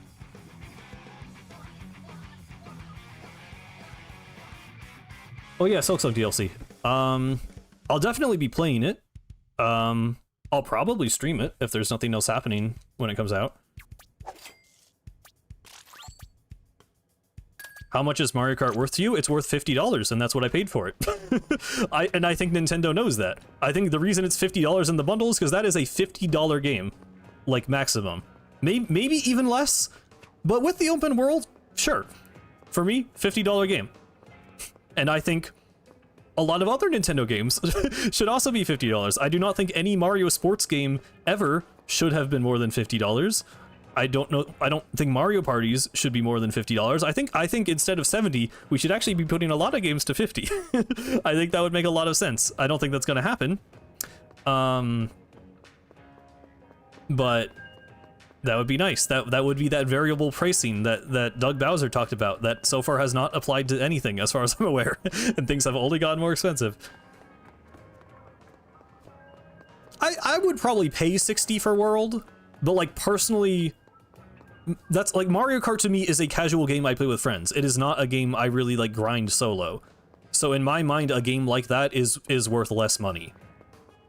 'Cause I'm not the type of person to put like thousands of hours into it.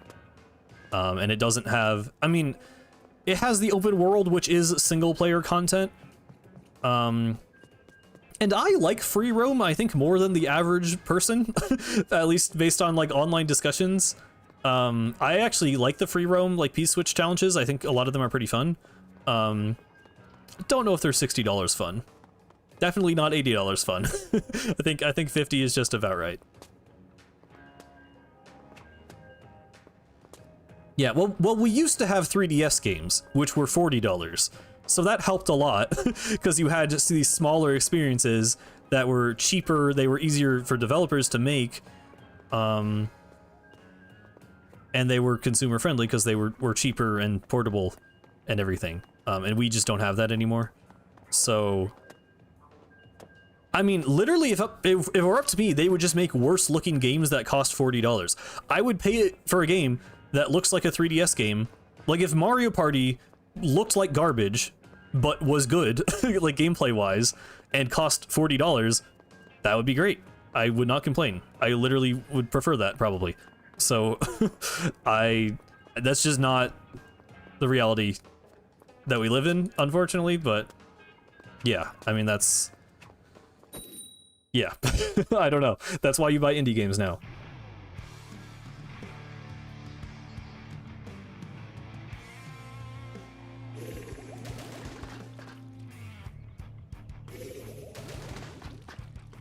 think the art style is what makes it expensive. I think making high-resolution assets is more expensive than making, like, cheaper ones and reusing them from other games. I think optimizing a game that is less intensive is easier than optimizing a game that is more intensive. So yeah, generally I think worse looking games are easier and cheaper to make. And of course, cheaper for the developer does not always mean cheaper for the consumer, which I think is why we have $60 Mario parties at all. I don't think any of those games cost as much to make as Breath of the Wild or Mario Odyssey. I would hope not. But if they could be even cheaper, I would not complain.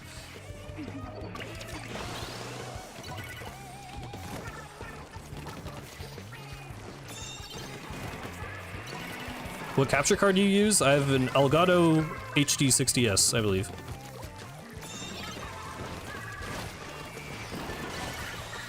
I thought Minecraft did go up. I thought it was like 25 or 30 sometimes now.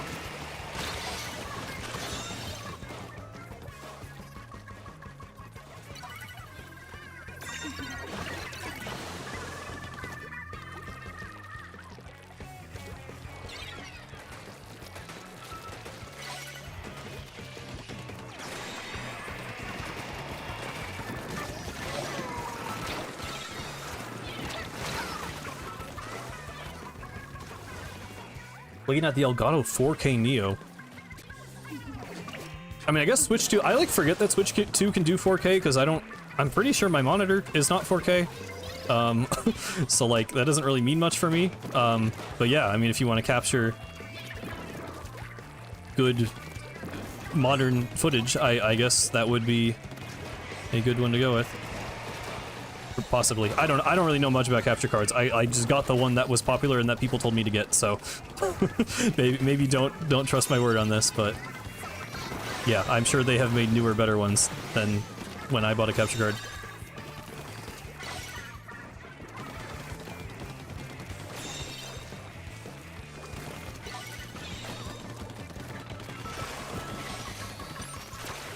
I mean, as you can see from my past series of streams, I also like indie games quite a bit, which does help with everything being expensive now. Like, I kind of buy like big Nintendo releases and I buy indie games.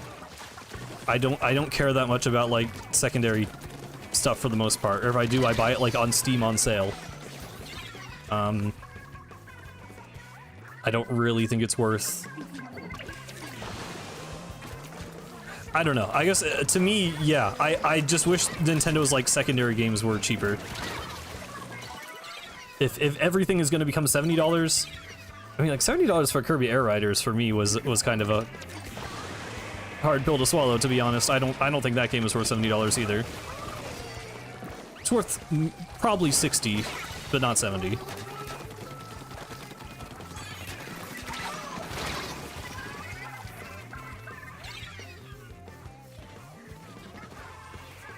Excited for any new indie games. A lot of the stuff I was looking forward to kind of just came out all at once. I'm still playing through Constance. I beat Unbeatable the other day. I mean, obviously Deltarune still is in the process of coming out. I don't know if I really have anything else right now that I know about. It was kind of like all the things I was looking forward to came out at the end of this year.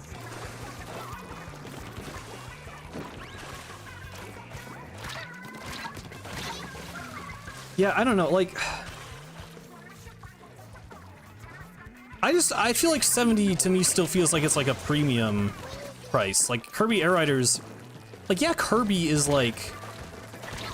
Kirby is a big deal, it's Kirby, but it's not like a, you know, Nintendo first-party thing. It's like, you know, they work with Sora, it's like...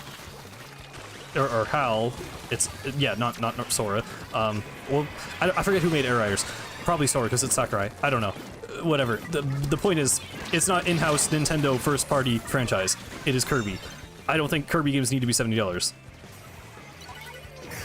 I get if they want their, like, premium titles, like, oh, this is Mario, this is Zelda, this is Donkey Kong, these are $70 games, but, like, Kirby, Kirby to me crosses a line where this does not need to be $70 anymore. No, not the AI thing. Sora is Sakurai's company who makes Smash Bros. And Air Riders.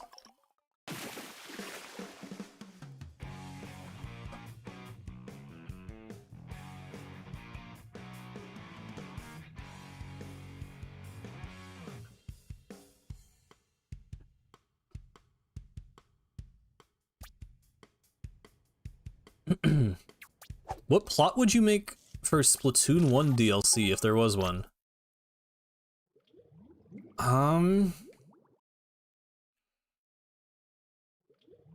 I feel like the devs would just end up making some version of Octo Expansion, because that's kind of what we know from the development history, is like, they had actually come up with a lot of the ideas for like, the clear condition type of challenges, which you actually can kind of see in the amiibo missions. Things like limited ink, or like infinite special levels, were actually conceptualized around the time of Splatoon 1, and you know, probably a lot of people know they mentioned that playable Octolings like were a consideration, which is why it's so easy to hack them into the game. So I think like realistically it would have just been some version of Octo Expansion. But if I were to make one,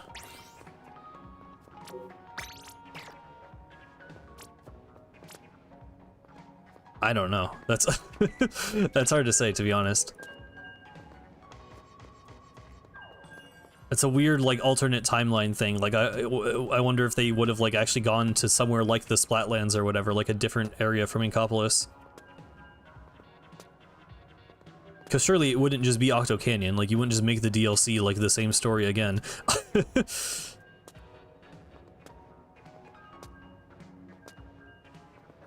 Now I'm imagining Octo Expansion with Splatoon 1 graphics. I don't think I would necessarily like that more than how it is now, but like, I feel like that would look cool.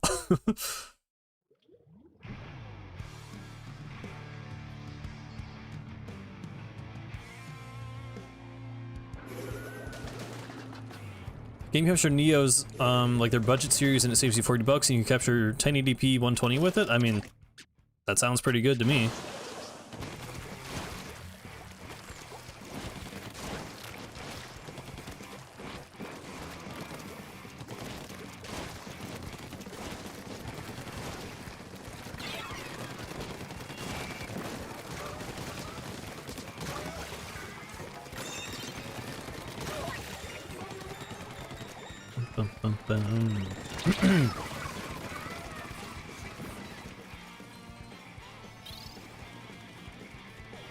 I should count like how many weeks, because I stream once a week, right? When do we think the February Direct will happen? Maybe, okay, maybe I should do this like in between games. I was gonna like pull up a calendar. We can do like a week countdown of like when we think we're getting Raiders news. Because I don't think it's that far away. If we count it in weeks, it'll feel like less time.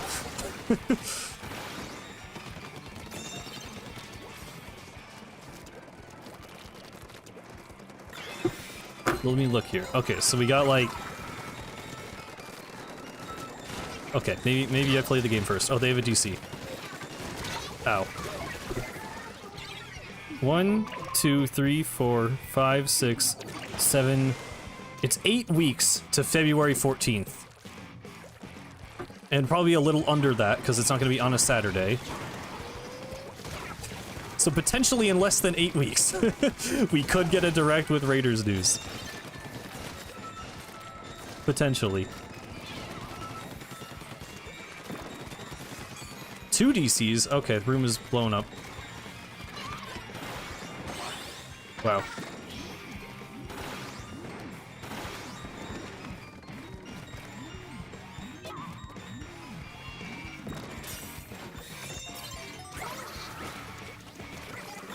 Very captivating gameplay.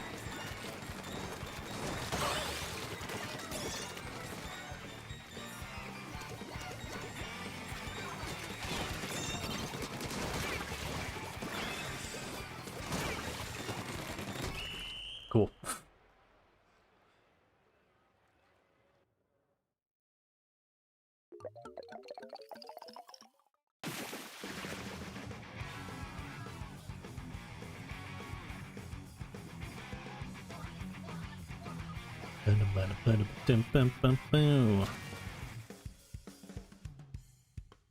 Gonna be on a random Tuesday? I mean, maybe. I would take random Tuesday at this point. I feel like they're so weird with Splatoon. I don't know why they don't just put Splatoon in directs.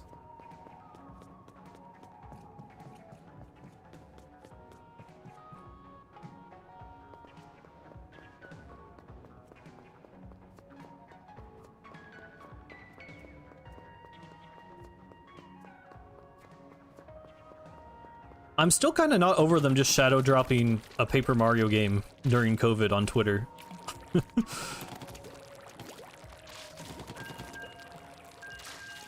I know that was like different because like COVID made it hard for them to do directs and there weren't any for like a really long time. But they dropped the announcement of Origami King just literally out of nowhere in 2020. No, it was Origami King. Thousand Year Door was in a direct. I mean, that was years later.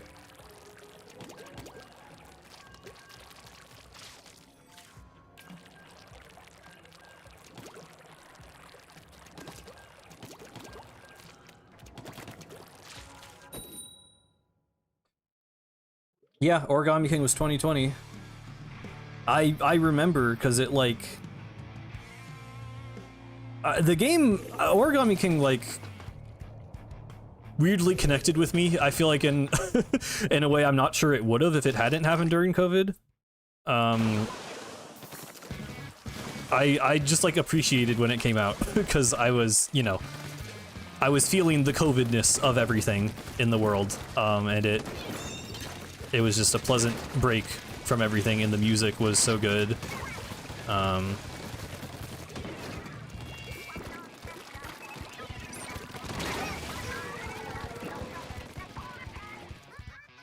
I don't know. I appreciate that game despite having many issues with the actual gameplay of it.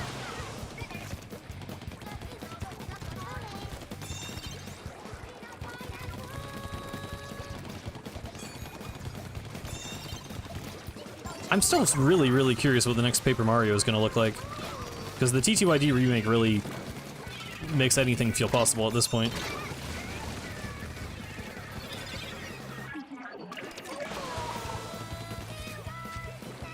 They just need to get Tanabe out of there, bro. I feel like every problem with Paper Mario is low-key Tanabe's fault.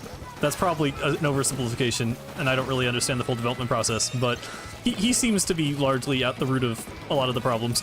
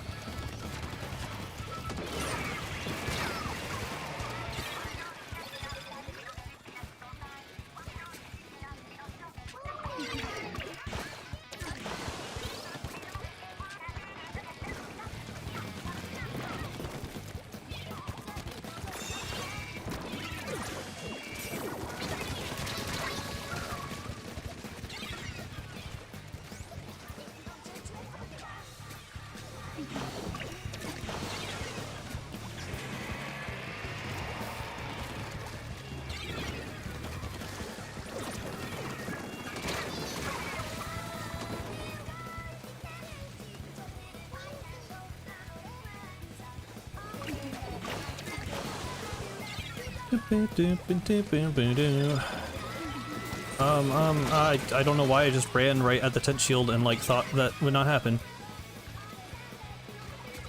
Come on.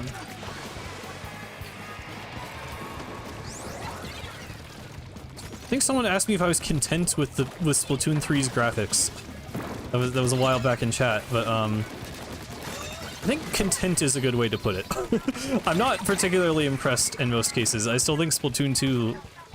I don't know, the more times I go back to Splatoon 2, the more I think I do kind of think it's the better looking game. Especially single player wise. Side order looks like fine. I don't know. I mean, it's hard because like Octo Expansion's art direction is like I think the main reason that I'm still just like you know, I love it so much. It's not necessarily like technical reasons, but like it also is technical reasons. I still think, yeah, I always talk about the abandoned station. I think the abandoned station, Deep Sea Central Station are some of the best looking environments in the Splatoon series by far. Just the general look of the levels, the like water shimmering on the ground. And even like the shooting range is something I had forgotten about. The shooting range in Splatoon 2, like, I don't know. The lobby, you can tell the lobby in Splatoon 3 is like struggling because, you know, it used to always like drop frames, like it lagged for a bit whenever you entered, and they have to like unload the locker room when you go too far away from it. Like, you can tell they barely squeezed that thing onto the Switch, but like, you know, it's cool. Like, I respect how ambitious they were with the Splatoon 3 lobby, but like the Splatoon 2 lobby with the lighting and the textures, like it does just kind of look better.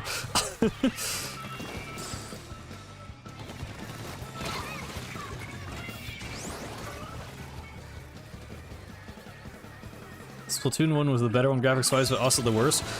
Splatoon 1's lighting is very, like, grounded, is the way I always put it. Is, like, the environments look more, like, realistic because they're lit more realistically. I think that's what's going on. I'm not, like, an expert on this at all, but that's kind of my understanding and why, that's what I like about Splatoon 1's environments, and why I think they hold up so well. The main reason it looks worse is the lower resolution. The character models are lower poly, which, I mean, you know, that doesn't always mean worse. I think there are instances where things look worse. I think if you look in a lot of the backgrounds, there's a lot more billboards, which are like, you know, like the 2D, like tree textures where they're just always facing the camera. There's a lot more billboards. There's a lot more like low poly little details. I mean, I think it's charming. I think it's... I talked about this like on the stream where I went back to Splatoon 1 single player, but like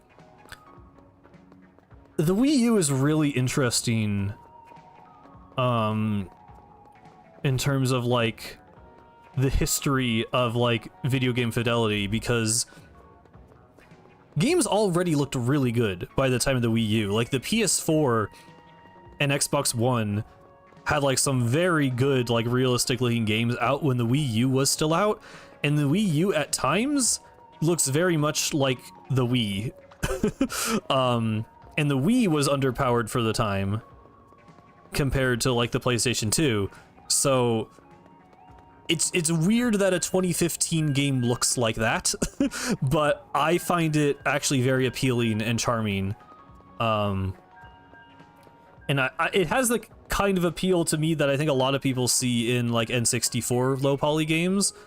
Where when you look at the backgrounds and the techniques used, there's something very fun about it that I really like, and it's why I think, along with the lighting, and to some extent just like the character designs, I think Splatoon 1 still holds up and stands out from the rest of the series.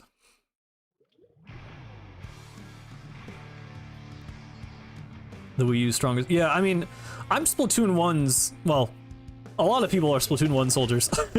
I'm definitely still a very, very big fan of the way Splatoon 1 looks, though.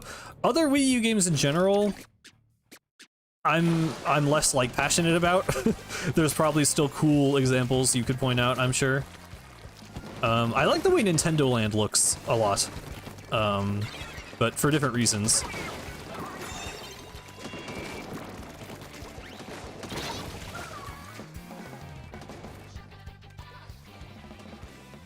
What type of strong do you mean? I don't remember when I said strong. I don't remember what context. Oh, like strongest soldier. Yeah, they just mean like biggest defender of.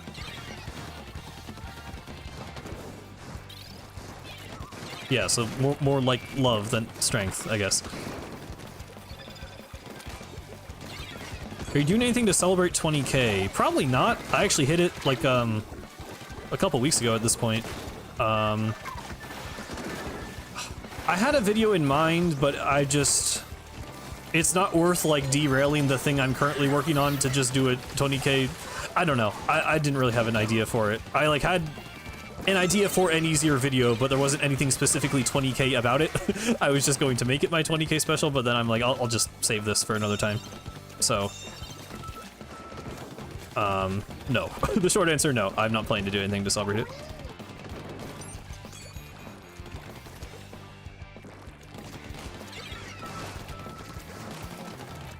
Yeah, Splatoon 4, I mean, I'm really just interested. We've still seen so little of Raiders. And what we have looks like Splatoon 3, but I think it's gonna look different. I think it's gonna look fairly different by the time the game actually comes out. Maybe not, because maybe they do have the kind of like Splatoon 3 like engine and lighting and stuff figured out. Whoa. There was some kind of lag going on there. I hope they don't have it figured out, because I don't think Splatoon 3 lighting looks good. I want them to change it. But also, like, even Splatoon 3... What I'm trying to say is, every Splatoon game, from the earliest footage we have of it to the way the actual game looks, changed pretty significantly in art style, especially in lighting, compared to the final product. So... I have a feeling Splatoon Raiders is going to look more different from Splatoon 3 than most of us realize, especially with it being, you know, not limited by the Switch 1. I'm excited to see what they do with it. I hope it looks good. I hope there is like a noticeable bump in like detail, whether it be in textures or just like background elements.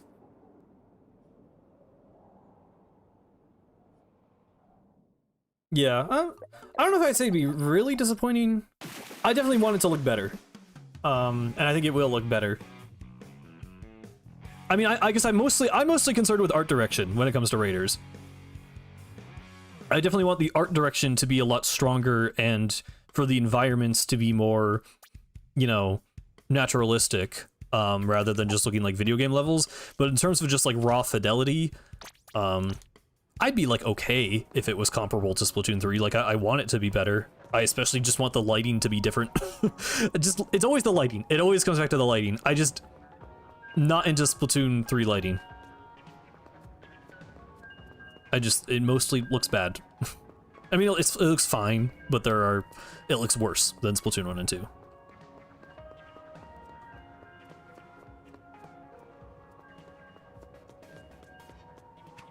Yeah, it definitely should look better.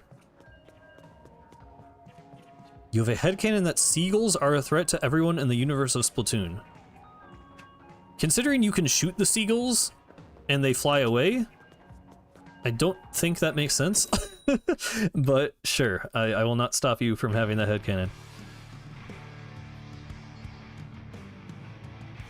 I think 3 has the strongest art direction of the games. I'm trying to think how much I agree or disagree with that.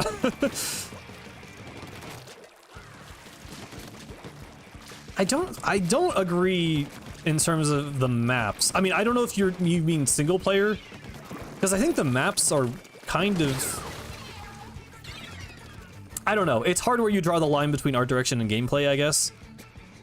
But like the whole idea of like blending, you know, the aesthetic elements of the map into the physical design of the map, I feel like that's partly art direction, and I feel like that's something Splatoon 3 isn't very good at.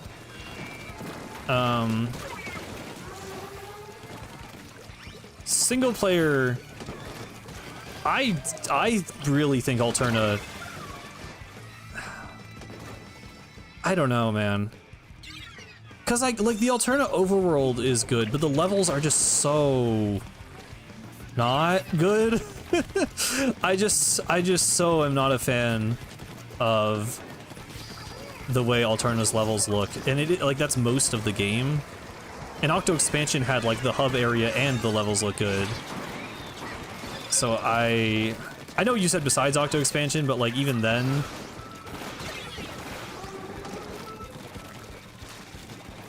I don't know.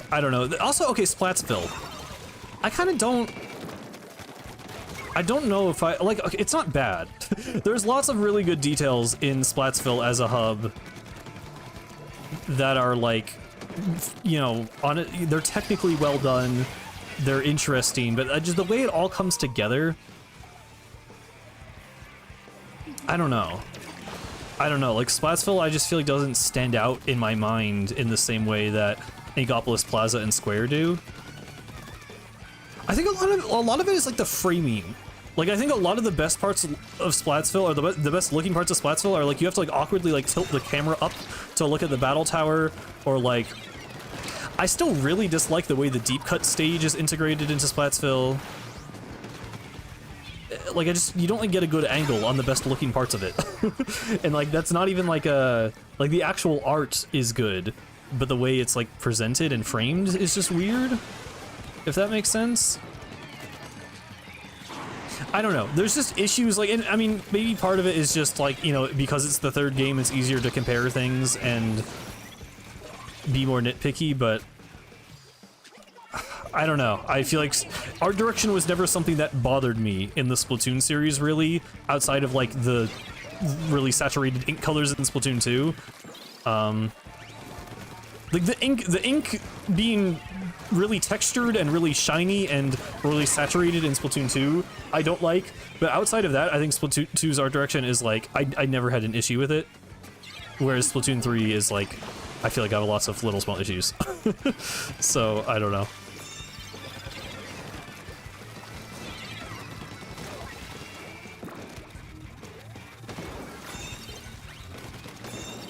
If we're just talking about Alterna, then I definitely... I mean, the weird... there's parts of Alterna where I don't know why they look so bad. Like, the Alterna Space Center looks really cool from a distance, but then when you... I mean, this is maybe less art direction and more just, like, fidelity, but it looks so, like, low poly and, like, flat. Like, the lighting and the textures are so flat, and I don't know why it looks like that. Like, it's just... You know, there's, like, that one shot, right before Captain 3 uses the razor to shave off the fuzzy ooze, and this is probably a case because, like, the entire Alterna hub world is loaded in at once, but, like, there's that one camera angle where they, like, pan over it, and it looks so bad. Like, for a Switch game, for a sequel to Splatoon 2, it looks so bad. And, like, I mean, that's just a specific shot, I guess, but, like, they should just not have brought the camera that close. And I feel like that, on some level, that is art direction, right? Because they could have chosen to just not pan the camera over the flat textured, low poly Alterna Space Center. I don't know. It's a very specific nitpicky rant I'm going on, but I never had nitpicks with Splatoon 2. Is my thing. Like, literally outside of the ink, I never had all these little small issues, and I can't tell if it's me getting more, you know, nitpicky and critical as time goes on. But the thing is, like, I go back to Splatoon 2 so often. Like, I'm not the person who plays Splatoon 1, and then I play Splatoon 2, and then I play Splatoon 3. I'm literally constantly switching between these games, whether to play them on stream to get footage of bosses for a boss ranking video, to replay Octo Expansion because I just feel like it. Like, it's obviously my opinion at the end of the day, and I'm still biased and have, like, a level of favoritism towards the first two games, but, like, it's not like a nostalgia thing, like, because I'm going back and comparing them constantly, and I just always think that Splatoon 2 looks better than 3 in, like, most instances. Mr. Grizz didn't have the budget. Let me show you. Let me show you. I'm sure you guys know. I'm sure you know, but I wanna just in case. I need to I need to make this clear. Because this will be easy enough to show.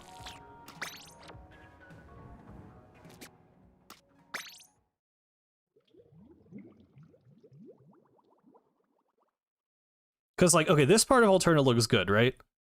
Like, you have... Apparently it takes a while to load. Okay, so yeah, obviously, I mean, this looks fine. Obviously, this is a big environment. This is, like, the whole... You know, and this looks fine from a distance. I don't know. I don't have any, like, real complaints here. I definitely think Alterna is samey. I guess that is an art direction criticism I have, is like all of the islands having fake snow on them is like, I'm not really sure what the idea is there, if it's just like because it's like dead humans snow symbolism, or like, I don't know. I don't really get why it's snow. I don't get why everything looks so like Arctic and cold when this is supposed to be like, I mean, this is inside a volcano. Obviously, it's not really a volcano anymore. I mean, it's been dormant for thousands of years, but like, it's easy to forget that this is technically like inside Mount Fuji, right? Like that's where the crater is. And obviously they built this whole dome around it. Like, I'm not saying they really had to play into that necessarily, but it's like, I don't really get the fake snow. I don't really get what's up with all of this stuff either. Like the like cargo crates, like, why are there cargo crates? Like, is this a Grizz thing? This isn't even what I wanted to show. I'm kind of just, I mean, this is something I have like kind of like subconsciously thought about, but yeah, like what are these like why are there vehicles with like treads going through the snow? Like what even is this? This has the Alterna logo on it, so this isn't like a squid beak like survey thing. Like, why is there a speaker here? Why is this even here? Right? Like there's so many, just like, I don't really get like, and you compare this to the Deep Sea Metro, which feels so lived in. It's like, okay, you have like shops, you have a snack bar, you have like, just everything makes sense intuitively. And like, even like the records being here, like I know these are here because this is where you get the record for gameplay purposes, but like, I don't know, they could have made like there are no houses. You ever think about how there's no houses in Alterna? Like, I don't know, are we supposed to believe that the Megaopolis, this has always been my question, the giant city in the levels, is that Alterna? Do the humans live in the giant spiral cylinder city in Alterna, or do they live here? Because in the logs, in the logs, I don't remember which one it is.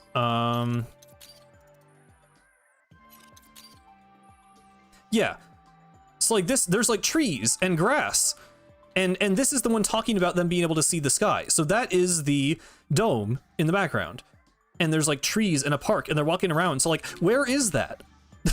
Because like these aren't designed in such a way that those kinds of details couldn't be here, right? Like, why are there giant Moai statues? Like, yes, these are the replicas of human artifacts that they 3D printed. These make sense, these do fit in, this is environmental storytelling, but what is this? What is all the rest of this? Why are there weird vehicles? Why are there like... That was not, I meant to go to Sector 2.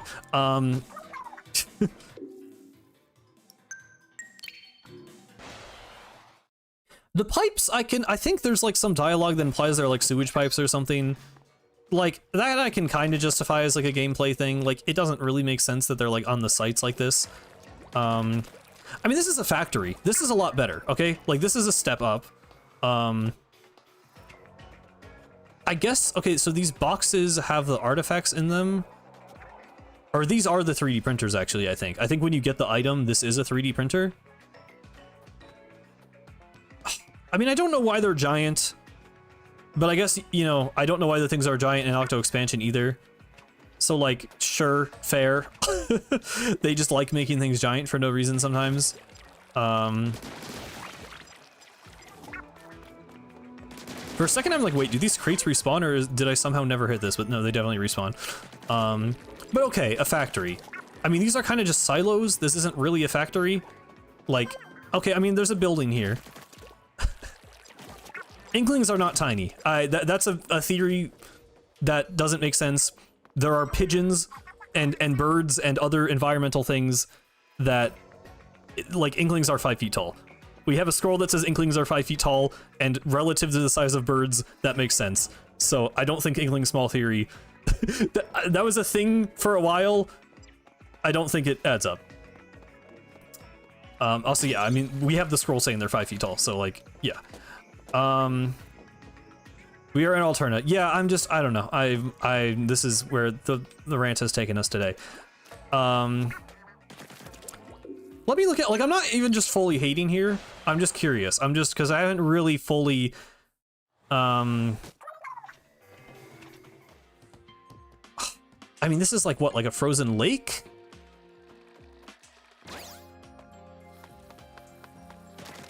Oh, okay, hold on. These are like... Okay, so these are like pods.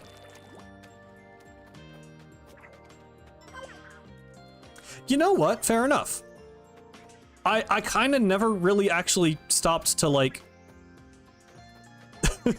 I kind of... It didn't actually really occur to me that these are supposed to be like living spaces. So that's actually on me. Fair enough. Okay, we got houses. We do have doors directly dropping off cliffs, but you know, thousands of years, fair enough. I can believe it collapsed into the water. Okay, that's fine. I mean, it's called... What is this site called? Does it say when you jump between them?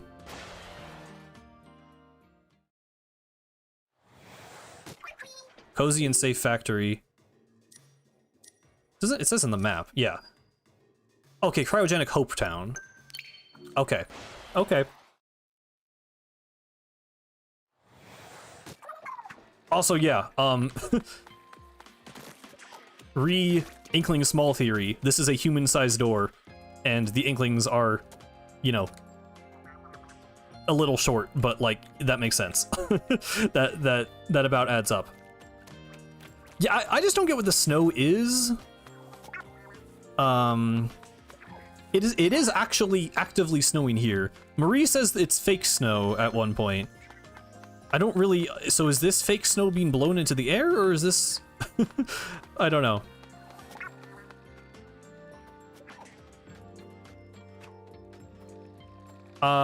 Yeah, I hate that cutscene rules. I don't think we're meant to think about it. So I'm gonna choose to not think about it. But okay. Sorry for anyone who wanted to play Splatoon with me today, but this is what we're doing now. Because I'm not even, again, trying to not be a hater. I know this part has some stuff going on. Or no, this wasn't the one I was thinking of. Landfill. Okay. I mean, it's a landfill. I do like the submarine. The submarine is cool. I wish we had any lore on it at all. The submarine is pretty neat. I do enjoy it. Shout out to submarine. Also shout out to the cool human announcements. I mean, this looks really good. It looks really good from here. It does still look a little like flat texture-wise, but like it looks pretty good. And there are details here to appreciate. Like, I'm not gonna act like there's nothing here. There is a lot going on. I think Sector 1, or Site 1, rather, is, kind of bad, like, visually. Like, not like, it looks fine, but I think in terms of, like, telling the story of the Alternans, it's kind of just like, why did they make Easter Island 2? I mean, yeah, I get that they're replicating the human stuff, but, like, when you have this limited space to work with, and when you're only going to give us 6 islands to represent humanity, I think one of them just being full of Moai statues is kind of weird. No, the kettles don't make any sense. So that's... I mean, the entire... For what we know about kettles is that it seems like you have to be liquid to be able to enter them. Like, it doesn't make sense that anything other than Inklings and Octarians could use kettles. They seem to turn you into a gas and teleport you. So... I mean, the kettles make sense if you are willing to glance over the fact that somehow Mr. Grizz captured the Octarian army in its entirety, and they put these kettles here and linked them to these underground human locations. It was said for a lore reason in the art book? I don't think so.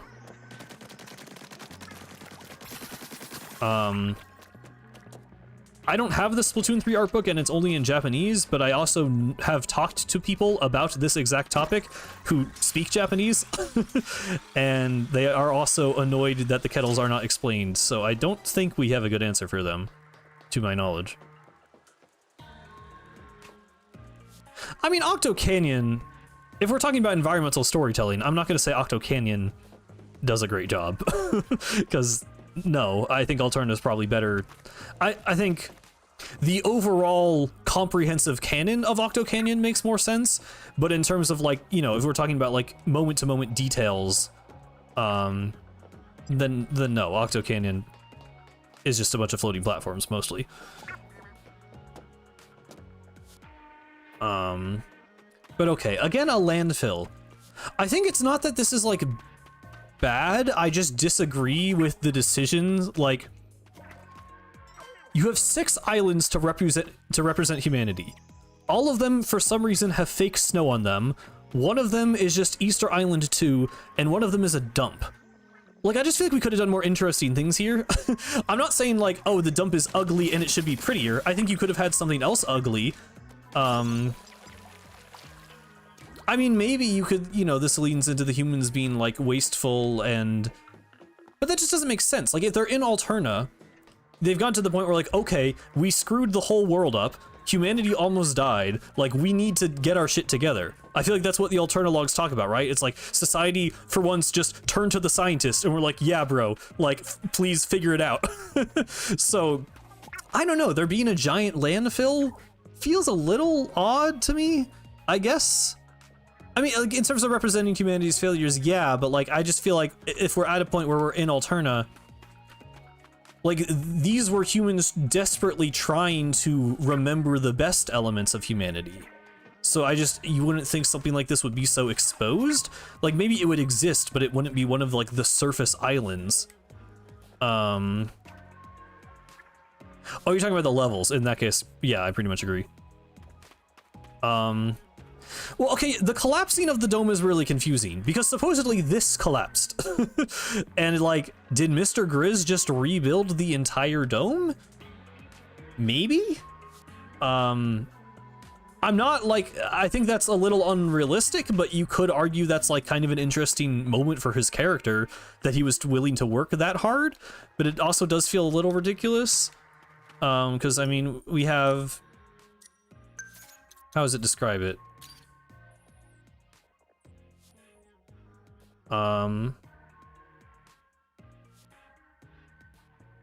Without warning, the stone walls of the cavern began to shatter, raining debris down upon humanity. So, like, where's the debris? You know? Like... Maybe it's under the water? Because I do like the idea that,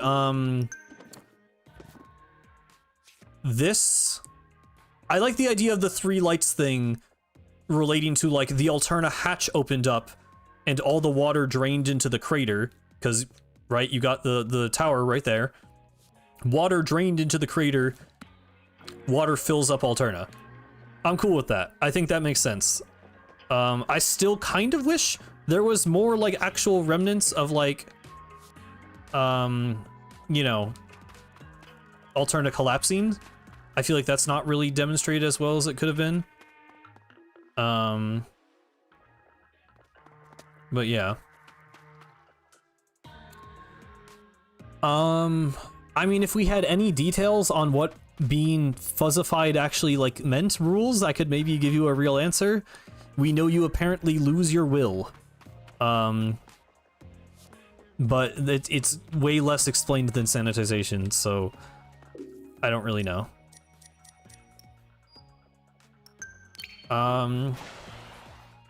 Okay, so I do like this one, I think.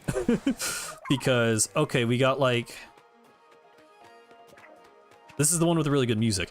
I don't know why these tomatoes are alive after 12,000 years. Like, are we meant to believe Grizz was growing tomatoes? Or that these were preserved somehow? I don't know. Doesn't really make sense. Hi, Smack. Everything about fuzzification video... I could do that as like an April Fool's and it would be like 5 seconds long, maybe, yeah. New short, yeah. that I could make into a YouTube short. I could squeeze that into 3 minutes pretty easily, I think. I still, like, everything's a little samey, and like some of this, to be fair, might just be, you know, they're under a budget, right? Like, this is just a side mode. This is the kind of thing I want raiders... Like, these weird just like cargo containers. Like these are just like such a weird like generic, like this is just a box. Like this doesn't tell us anything. I hope Raiders gives us more environments like this, but with less copy pasting of like, you know, they have these speakers and like this exact like record texture. Well, actually no, because I think the album art does actually reflect the site. So some amount of effort went into that, but you know, lots of assets copy pasted all over the place and ones that don't even make a whole lot of sense to be here in the first place. I mean, like what even is this, right? Like what are these wires? Like, and why is there's a satellite? Like, dude, we're underground. Like, why is there a satellite? We're underground. Does that even make sense? Can you use satellites to communicate with other satellites underground? No, right? Because you have to bounce off. I'm not a satellite scientist. I don't think that makes sense. Another door that is human-sized.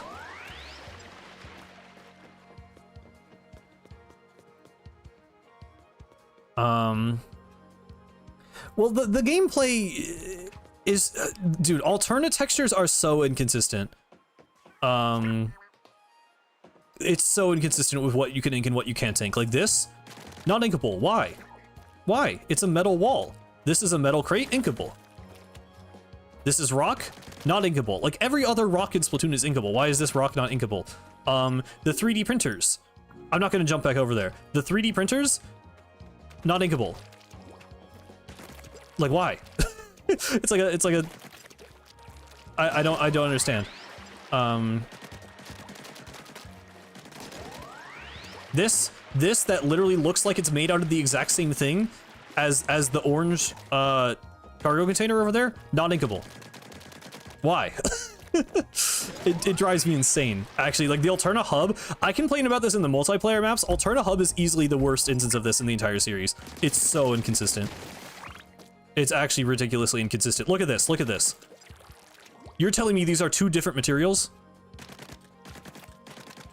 What do you mean? What do you mean, bro?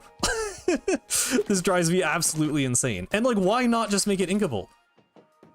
Like, why not? It doesn't matter. Like, is the gameplay really improved? I mean, this is technically a wall jump, so I actually like that, I guess. But then put something else here, make it look different. It drives me insane. Oh my god. Yeah, like, look, wooden planks. You could have just put the planks on the part you want to be inkable and then not on the part you didn't want to be inkable. It's that simple. It's that simple. I'm going insane. What even are these, by the way? What is this? I mean, maybe this is just I was gonna say a knowledge check. That's a funny way to say it, but like maybe I just don't know what this is. Or maybe it's just a video game nondescript cube, right? Maybe it's just a sci-fi cube that doesn't mean anything. Why is this here? Why this hub world drives me absolutely insane. Oh, I never noticed this. Like, for a second, I'm like, are these supposed to be liquid crystals? But like, I don't know, not really, right? They're just like sci-fi shapes. Is this human graffiti? Is this what post World War V graffiti looks like? We're just drawing shapes on the walls.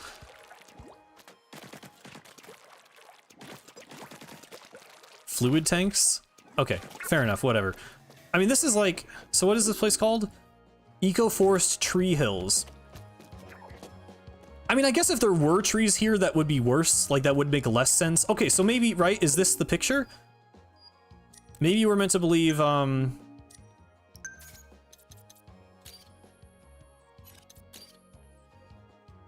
mean, I don't think it's going to be an exact match, but sure. Maybe the Eco-Forest Tree Hills is where the trees were from the alternate picture. Maybe? I don't know.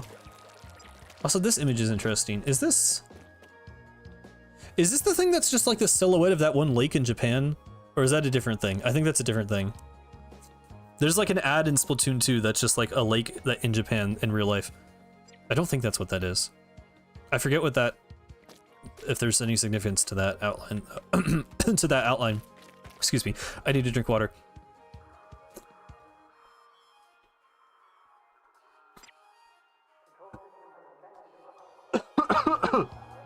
Excuse me.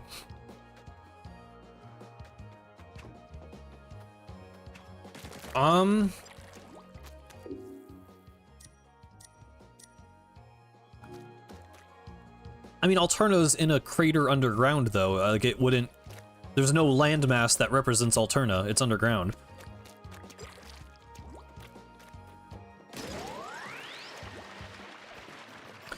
The main thing I don't like about this place is, like, I wish there was, like, a scroll or an Alterna log that showed us, like, thriving tomatoes, and then we saw, like, dead tomatoes. I think that would have been a lot more impactful. Like, it would have made a lot more sense, just, like, in terms of continuity. And I think it would have, like, kind of added to the impact of, like, the death of Alterna. I think that would make sense. They built drones that can get out? I think that would kind of go against the entire plotline of the younger Alternans being desperate to see the surface world. By the way, why is there just not a hole? Like, what is this hole? What is this? Like, this, like, none of this makes sense. This drives me insane. So we have this weird glitchy hole in the sky. What is that? Because that's not how we fell into Alterna. We went through the door at the top. Why is the door not there? Why is the door only there in the rocket cutscene? The rocket isn't even centered, by the way. Like, that's like the most obvious continuity thing where I'm just like, how did they mess that up? Like, we didn't fall like that. We fell through a door. We went through a tunnel. After the Octavio fight. We fell through a hatch. There's a giant hatch in the ceiling of Alterna that we fall through. We didn't smash through the window. The glitchy hole is hell you fell through? How? Like, okay, we landed, right?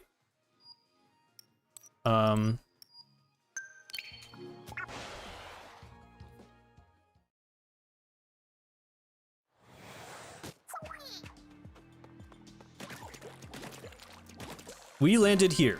This is where the game starts, where after Alterna is. So, like, yeah, maybe. I mean, we weren't, like, launched by something. We were just falling from the force of gravity. So I don't know why we wouldn't just go here and land there. I don't know how we'd go here. I also don't know how we would fall through the hatch, but also the hatch goes away. What is there?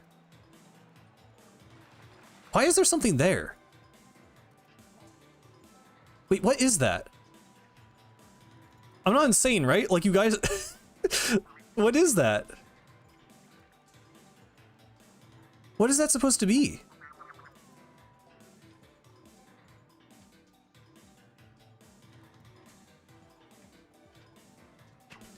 Dude, yeah, don't even get me started on Octavia, bro.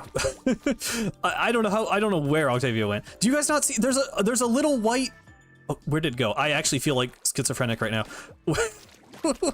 Where did it go? No, look, there's a little white like dot.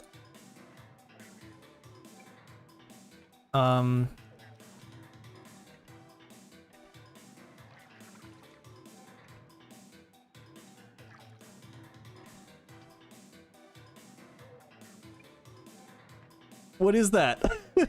What is that?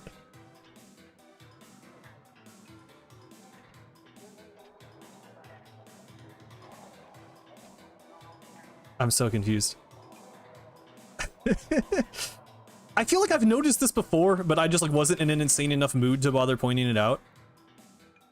But like seriously, what is that? Okay. I'm moving on. Let's go to Site 6. Okay. Yeah, I'm going a little bit insane, Octoseal, don't worry about it. The worms are taking over. Site 6 is like the one site I actually like. Because it like is actually cool. First of all, okay, like you have like collapsing skyscrapers into the water. Like this so much better like looks like, you know, the death of humanity, and like you have actual like living and working spaces. There's actually cool, like, I mean, the movement and like platforming isn't really like anything crazy. It's mostly just like riding ride rails around, but like, okay, at least that's like kind of movement. You know, there's like climbing here. There's stuff to do. It feels like really big in scope. Like I like Alterna, or I like Site 6 of Alterna. Specifically, this slightly drives me insane. Like, it doesn't matter, but like, just let me ink the whole thing, bro. Why can I only ink this? Whatever. Are we doing lore hunting? Something like that. Something like that. This is kind of good, because I was in such like a bad mood when I had to actually replay Alterna for like the, you know, like the lore stream, where this is more of like, not saying that I'm like level-headed right now, but I'm like actually searching. I'm not just like lamenting. Like, I like the details here. This graffiti is very Splatoon-y, I will say. Like, is that meant to be human graffiti? I don't know if that really adds up.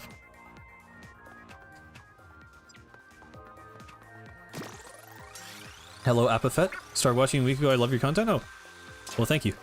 I'm glad you enjoy. This is not normal for the streams. I'm just kind of going insane right now. I mean, I would like to do more streams like this. I think I would just run out of things, right? Like, I can't just like rant about tiny background details every stream, right? I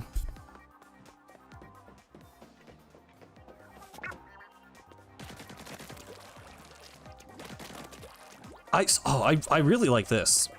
I really like stuff like this. Like, these boards are here. I mean, again, it's like, the weird thing about a lot of Alterna is that it feels like someone has been here, right? And like, it doesn't really make sense for it to be Grizz. I mean, maybe it does. To me, it feels like the Squidbeak Splatoon like went through and kind of like surveyed every area and like did stuff like this, like building little like bridges and things, like before Neo 3 went here. I guess it could have been deep cut. I didn't really consider that. I wish they leaned into that more, though, if it is.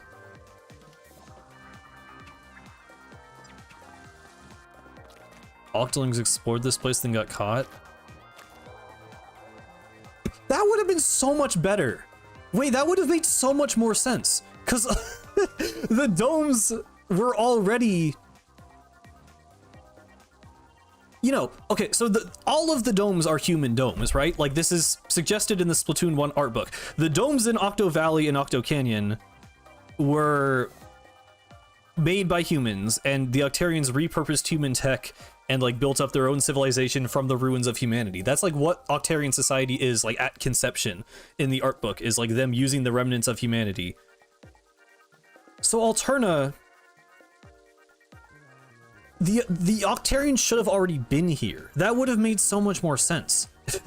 I wish, like, I'm trying to tie this into a way, like, where that could be the actual, like, case, or this could be a headcanon, but I don't think it works. I don't think it works with the way the story is presented. But, like, imagine the Octarians were already here, or, like...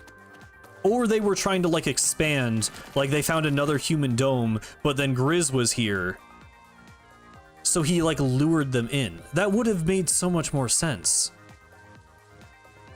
I don't know if what I'm saying is comprehensible right now, but, like, basically the current plot that's implied is, like, basically overnight, all of the Octarians just disappear, and Grizz mammalifies them with the fuzzy ooze, or whatever. And then, I guess, at some point, they just install the kettles for some reason.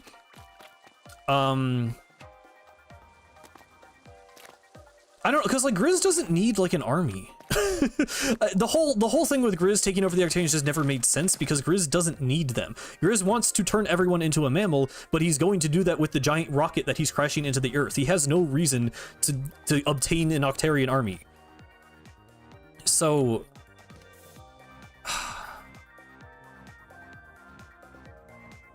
I like this idea so much more than what is actually, like, presented in the game. Like, either the Octarians were already here, and Grizz found them here, and kind of, like, from the shadows, like, started mammalifying them, or Grizz was here, and Octarians came here looking for, like, more resources and more room to expand, like, Octarian society, and then got caught by Grizz.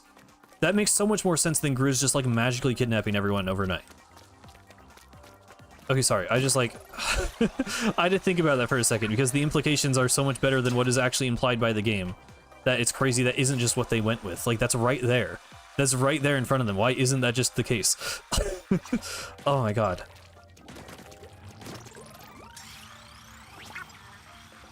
A lot of these areas are really boring though, like gameplay wise. Like this is just like, okay, that's a square. It's a square with some boxes. Good job, guys. Which, like, I don't know, it's interesting. It's interesting to me that they went all out with aesthetic in Alterna rather than gameplay, but then also kind of failed at both. In the hub world, at least. Like, I guess the speakers are just here to indicate where the records are. I guess that, like, almost makes sense. I don't know. I'm not gonna think too hard about that, because that feels like more of a gameplay thing. I wish it was deep cut graffiti. I really wish it was like deep cut specific graffiti, like their logo and stuff. That would have made so much more sense. Do they graffiti the boss kettles?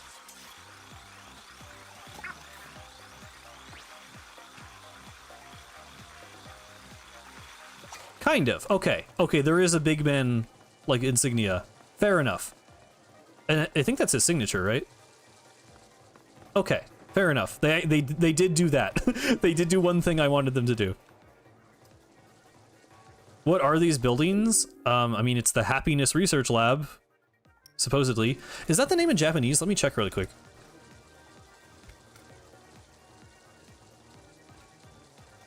The wiki normally has names in other languages.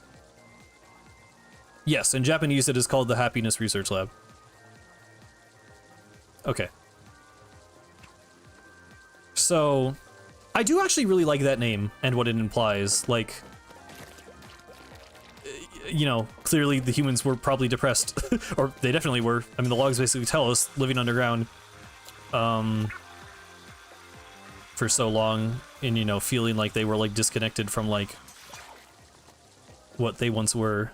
Oh, I wish you could stand on that.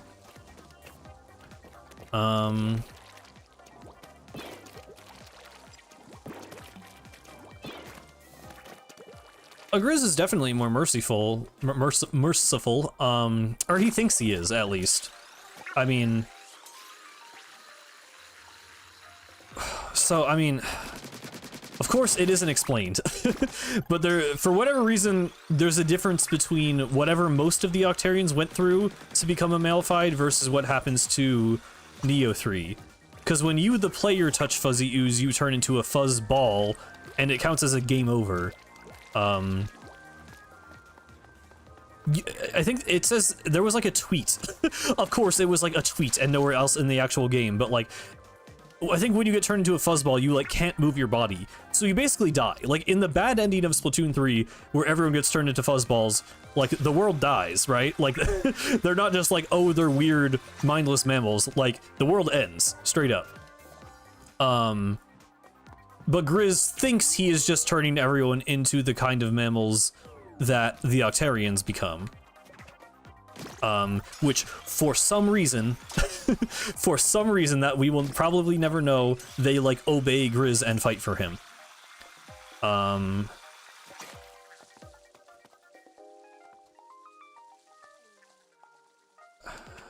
But yeah.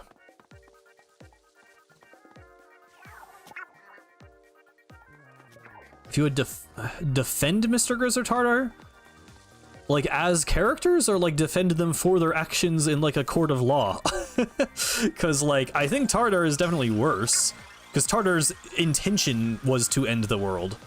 Or, you know, to recreate the world in the image of what he believed to be the perfect species. Which was, like, some combination of humans and octolings, basically. But, yeah. And if we're taking the intentionality into the account, Tartar is definitely worse in terms of what he was trying to do. That typically isn't a good thing, yeah. Do we know that Mr. Grizz is definitely commanding octolings? I mean, he, like, spawns them in his boss fight. Like... I mean, the weird thing about Alterna, which I point out in my Alterna story video, is that nothing we do here matters, right? Like, none of the levels matter. The only reason we do anything in Alterna besides the final boss is getting power eggs to remove Fuzzy Ooze. if we had a car, or if we conveniently had an Octarian mech, such as the Octobot L3Gs or whatever the hell it's called, we could literally just fly over all of this, straight to the Alternate Space Center, to Grizz, and none of the game would have had to happen. The only reason we fight the Octarians is to get eggs to make progress in the video game. So yes, in the standard levels, maybe there's not a reason to believe they're like working for Grizz, they're just fighting against Neo 3. Sure, but like then at the end of the game, he has a bunch of them defending the Alternate Space Center and like effectively standing between you and him. So like, why would they fight Neo 3 and not Grizz if they weren't sided with Grizz? You know, they have, in that case, we have enemies on either side of them. Neo 3 just tore through like an entire army. You would think Grizz would be the target, but I don't know. Why are you in Alterna? I got locked in here against my will. Don't worry about it. I'm ranting. I mean, fair question to ask. I don't know. I just started talking about art direction and lore and things, and now this is the rant we're doing. By the way, why is this not inkable? It drives me insane. Why is it not inkable? It just makes things inkable, please. I mean, I think this is for a gameplay reason. How are you supposed to get up here, actually? Is this like a... Is this a rail I didn't activate? Oh, it's that rail. Okay, fair enough. But yeah. No, literally we should have been finding parts to Octavio's ship. I want to make this video eventually. I don't know if I should. I've already talked about it on stream anyway, but I have a document.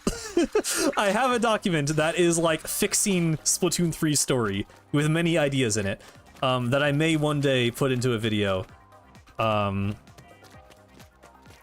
I've just, you know, I don't want my entire channel to be like, I don't even want to say it's hating on Return of the Mammalians, because in that case it would be like, clearly I'm just passionate enough about Splatoon and I wanted the story to be better, and here's a way it could be better. It's reimagining Splatoon 3's story.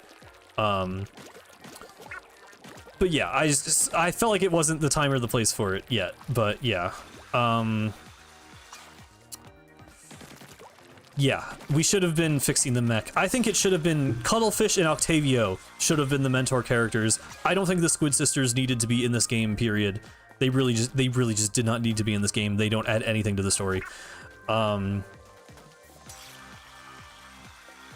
maybe at the ending to sing Calamari Incantation if you really wanted them to.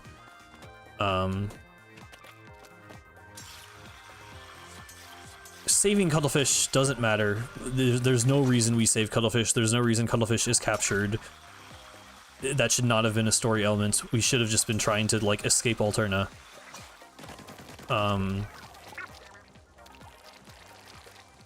Yeah. That's pretty much... So, okay, the reason I even came to Alterna in the first place, by the way, is something I have not done yet.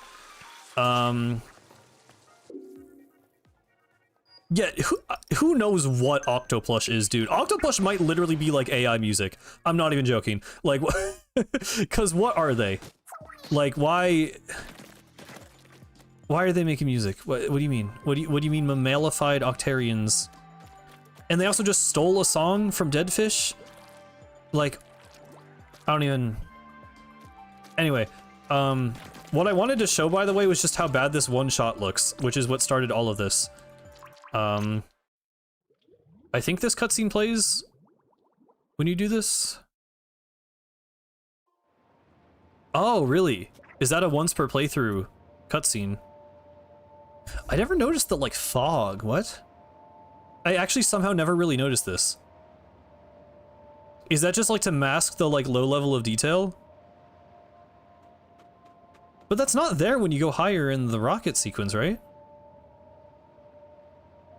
Huh. I never noticed the fog.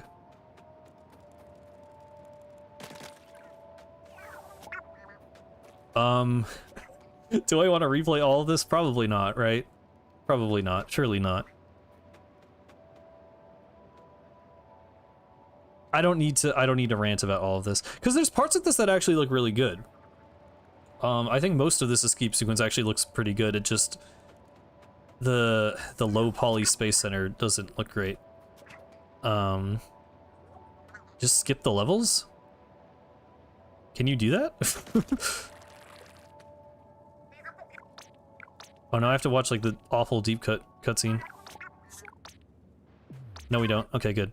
By the way, where did they just disappear? I've complained about this before. Whatever.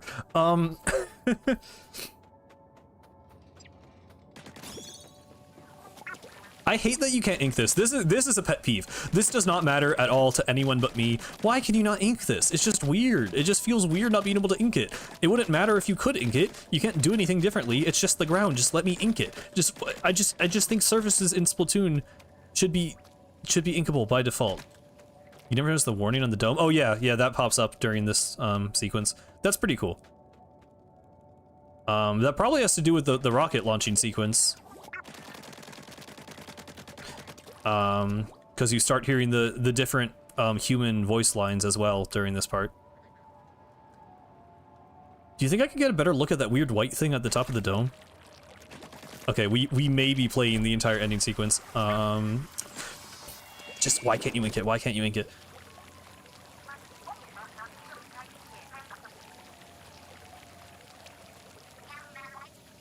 Oh yeah, there is the skip, because that's all actually loaded in right now. I forgot you can do the skip. It's later though, it's not right here. Can you like, you probably can't. Okay, I don't think so. Talking about how we can't ink a square now? Bro, it's important to me, okay? Okay, that's a tarp, so fair enough. Tarps, that's a consistent thing in Splatoon. You can't ink tarps. Okay.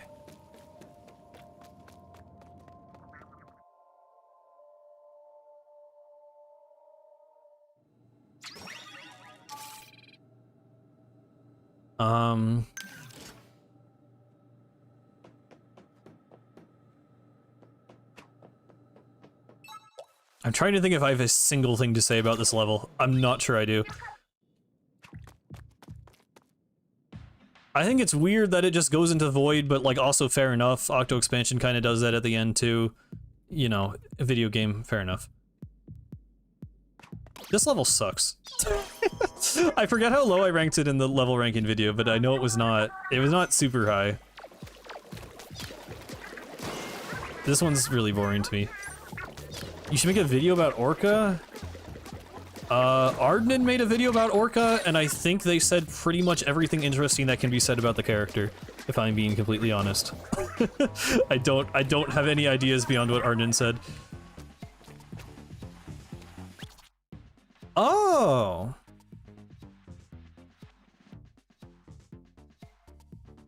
Okay. I guess I don't care enough about this particular level.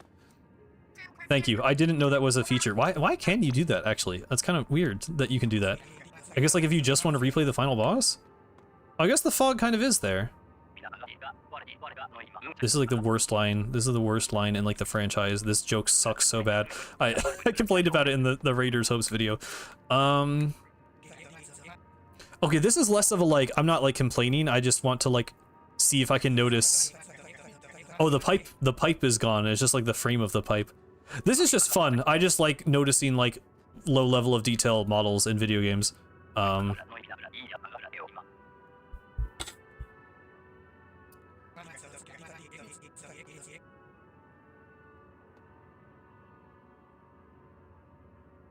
just kind of chilling, man. I don't know what I'm doing anymore.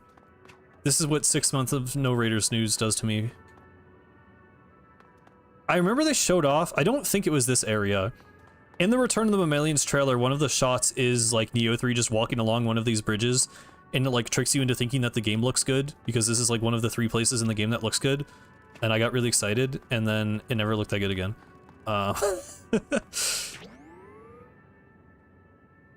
don't really know why they give you all of these little things. Wait, hold on. Can you camera mode here? I guess not. I guess it counts as like an actual level. It is still there. What? What? What? Wait, hang on.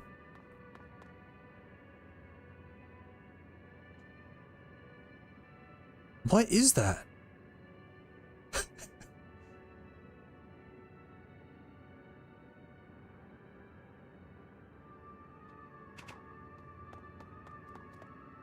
There's some purple stuff?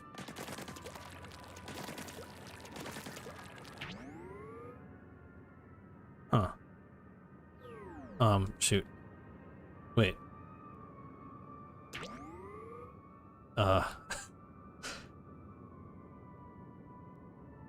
Oh.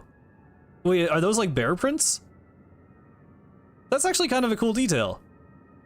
That's just like Grizz moving his oozy body around, I guess? Like, those are totally bear prints, right? I'm not insane? I might be insane. The top two splotches. I think that's what's supposed to be going on there. I mean, that's where you meet Grizz, so that would make sense. I don't know why he was like clinging onto the wall like Spider-Man, but that's kind of what he does to ride the rocket up. Okay, fair enough. I guess if you were super observant, you could have noticed that like ahead of time. How does Grizz fit in the cockpit? He doesn't. He rides up the side of the rocket because the end of this game for some reason decides that everything has cartoon physics and that fish can fly into space and that you can ride a shark up an ink tornado made out of eels into space and that a fish can fly into space and that everyone can breathe in space and survive in space because suddenly nothing matters anymore.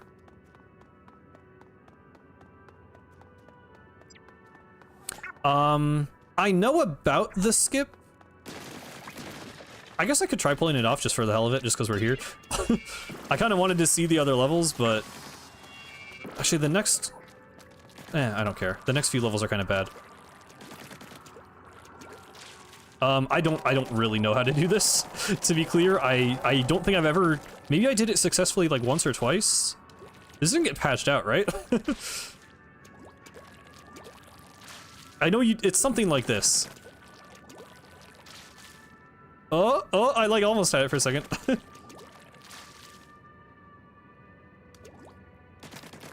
I don't think I'm gonna be able to do this. I think it's like kind of a specific... Oh, I'm getting kind of close though, I think. You go a lot faster when you get it right, don't you?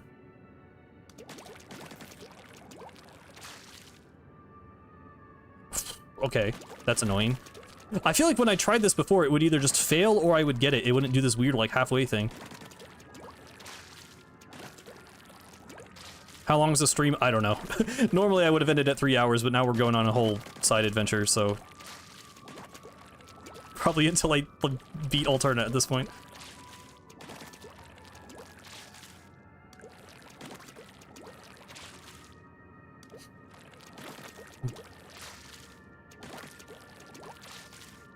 I'm not gonna get this. I'm sorry, I'm not a speedrunner. It's kind of neat. I got it, like, I wonder if I have a clip of it somewhere. Oh, look, it's the thumbnail. What am I doing? Filter, Splatoon 3. Wait, what? Oh, I only have my Switch 2 captures, right. Okay, never mind. I was thinking, yeah, never mind. Why didn't you push him? Oh, yeah. So because I'm psychotic about Deltarune, I bought Deltarune on Switch just to play the Switch exclusive mic room, because I still hadn't been spoiled on it. And I like it better than the PC version, which is the first time I've ever felt that way about any console Deltarune content. Kind of weird that you can't squid through this. Like, it doesn't matter, it's just, that feels inconsistent with Splatoon logic.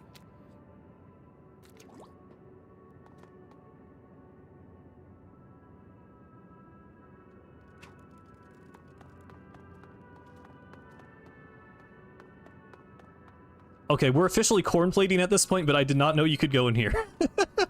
Wow. So interesting.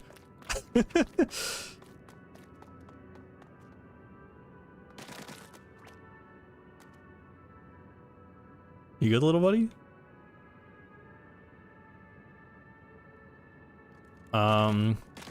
Okay. How is the mic different on the gameplay is different. Most of the dialogue is the same. There's like a few lines that are changed just because it makes more sense with the different gameplay, but the gameplay of the fight is different, and then some of the mini games are different because they use the mechanics from the fight. I don't think there's anything in here worth talking about. Delusion reaches its epilogue soon enough. I'm gonna be so psycho playing Raiders, dude. I'm gonna be like the least normal person ever. You can't. Nothing happens over here. You just go over here because you can. The arm. It uses the Yeah. I think Batat does not exist. And then the other one's just controlled differently. Batat and Jongler don't exist. This sounds so psycho to anyone who doesn't know Deltarune. Batat and Jongler are replaced with 2 other minigames. And Pluie is there, but it controls slightly differently because you use the dual mouse controls. And yeah. And the fight uses the dual mouse controls for like a different mechanic.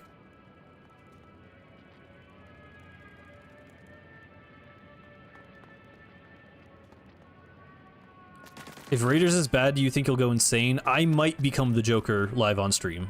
I don't think it would go well for my sanity.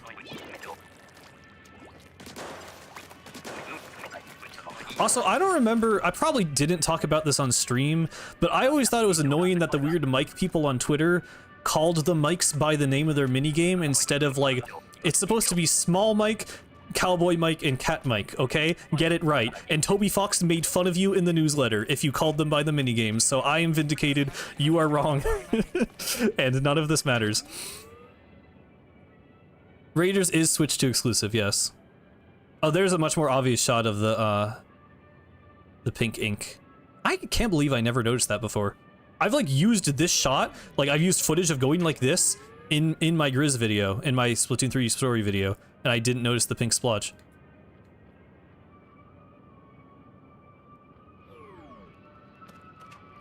If it's bad, there will be an arc where he creates a fan game. I might just have to make the next Splatoon story myself.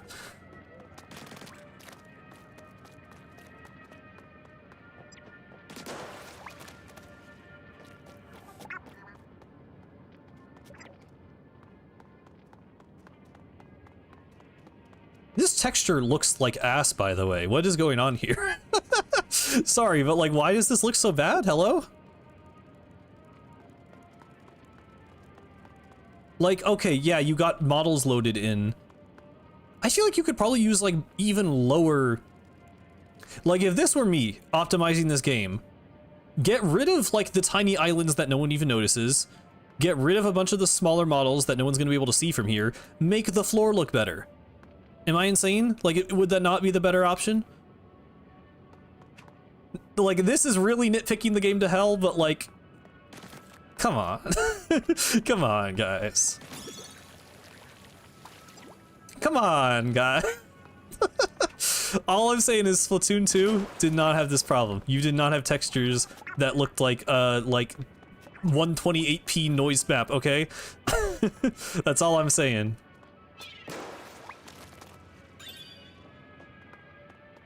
No, I mean, I think you should definitely be able to see the other sites. Like, I like that you can see the islands, but you could make them look a lot worse without anyone really being able to tell. Like, you could get rid of a lot of the geometry and save up a lot of space. I don't really know shit about game optimization. I'm not gonna pretend I'm like, I know how this works. Okay? But generally, I think the idea is, if you get rid of things, you have more space for other things, and if things are far away, you make them less detailed so that the things close up and in your face look better. I feel like there could have been some work here to make this look better, is all I'm saying. And maybe I'm wrong and stupid and don't know anything about game dev, probably, but that is my observation. You can stand on this thing. Wow.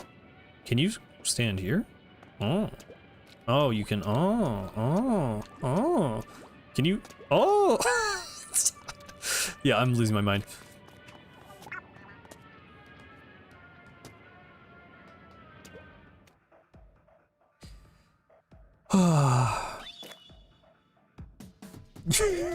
Genuinely going insane, yeah.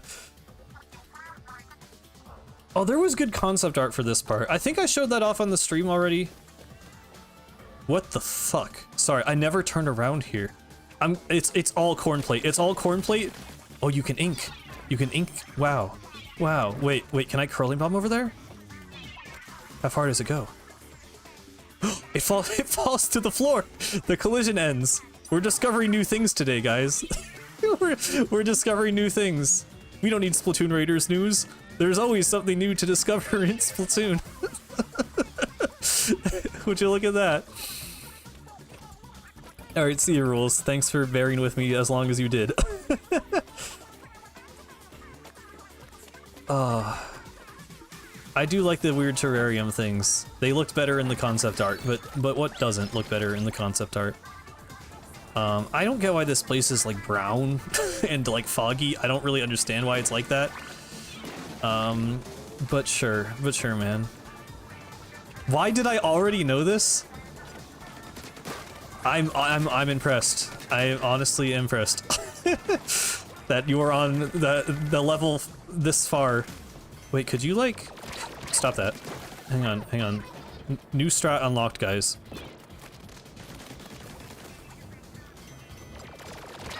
No.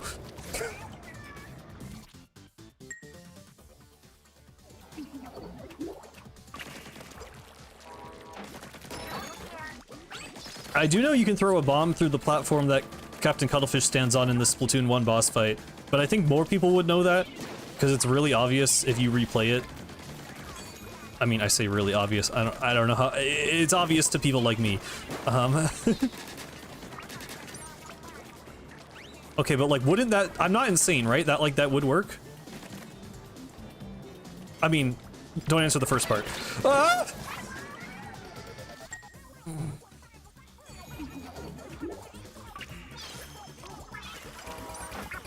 Wait, now is the time to do it.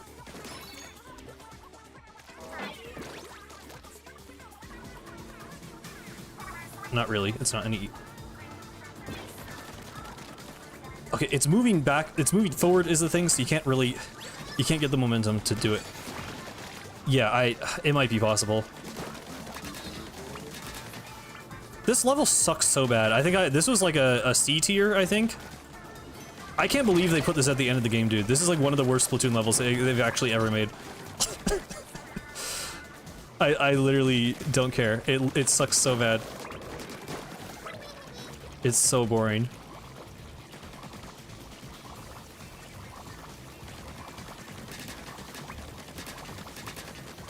Is it a cold take? I don't know, because no one ever talks about this. Because there's like 3 people who talk about Alterna critically online, and I'm 2 of them. So it's hard to know.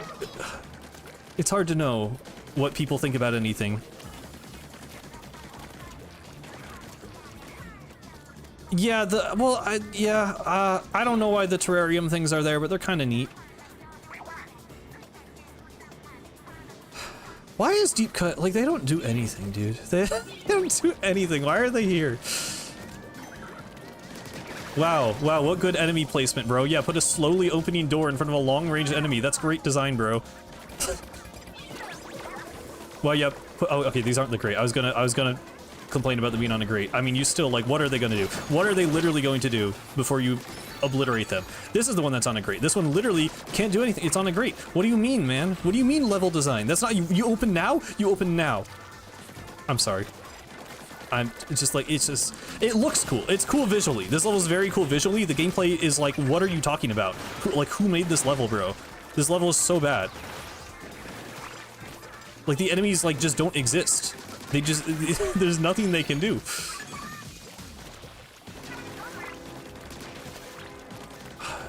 I'm still so mad the bosses weren't mammals, bro. It's Return of the Mammalians with an S. There's one guy. That's not mammalians. How is there only one mammal in Return of the Mammalians?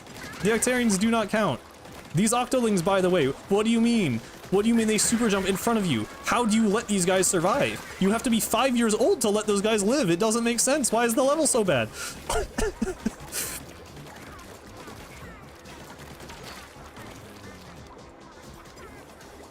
This is very cathartic for me because I've been doing the boss ranking video and I'm like trying to like, you know, explain my thoughts about things level-headedly and not be like too much of a hater for like the really bad bosses. But like, oh my god, I'm such a hater. This game sucks so bad. Why do you get a triple ink strike? The level's over. Wait, was that already, that was already part of the, was it? Okay, maybe that was already part of the thing. You get, I didn't know there was a triple ink strike there, because if you use the Trizuka, they're already dead. Why would you ever need a triple ink strike? Okay. I'm glad, yeah, well, maybe maybe I should just do this. Maybe I should just replay Alterna and complain about it every stream, because it seems to work.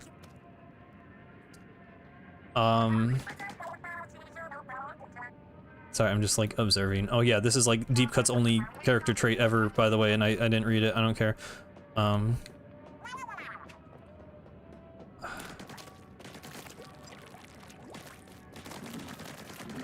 don't know. I have nothing to say about this part.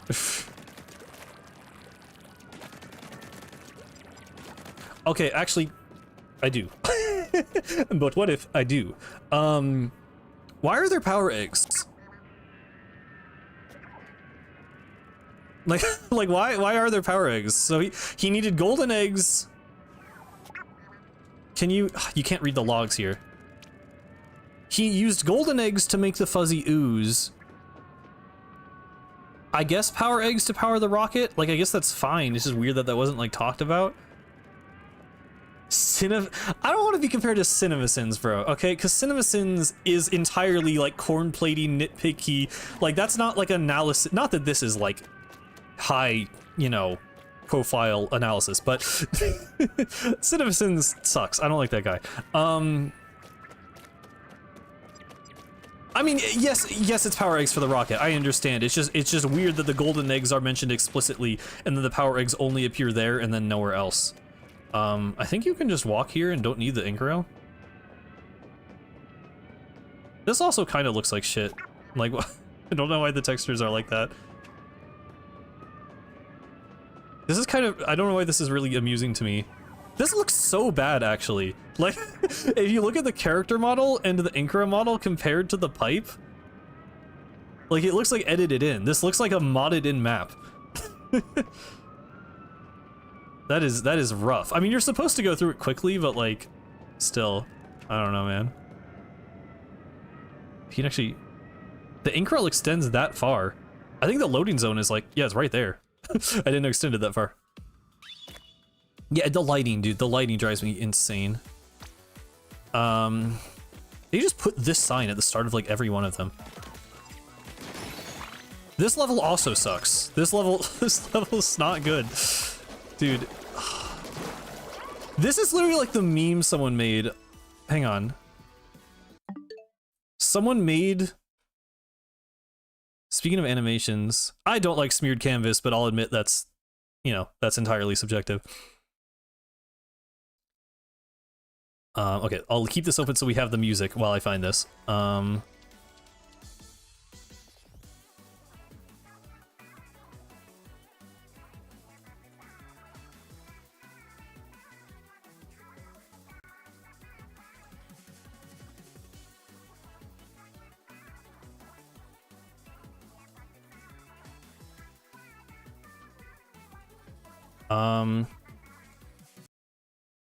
This might be loud, so I'm gonna mute the volume for a second.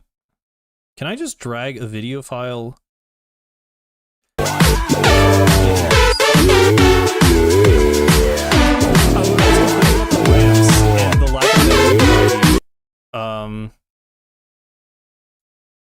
Where did it go?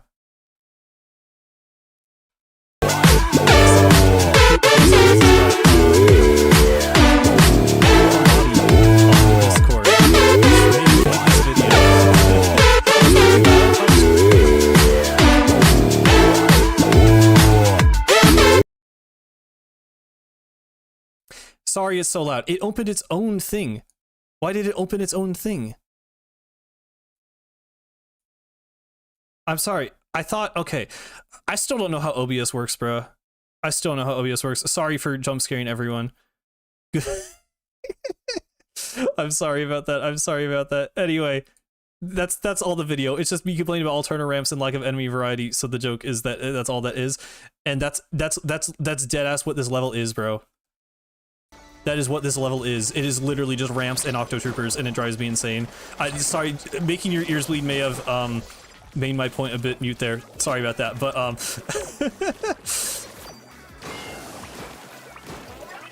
if it doesn't make my ears bleed, I don't want it. See, that's the attitude that we need more of on this stream.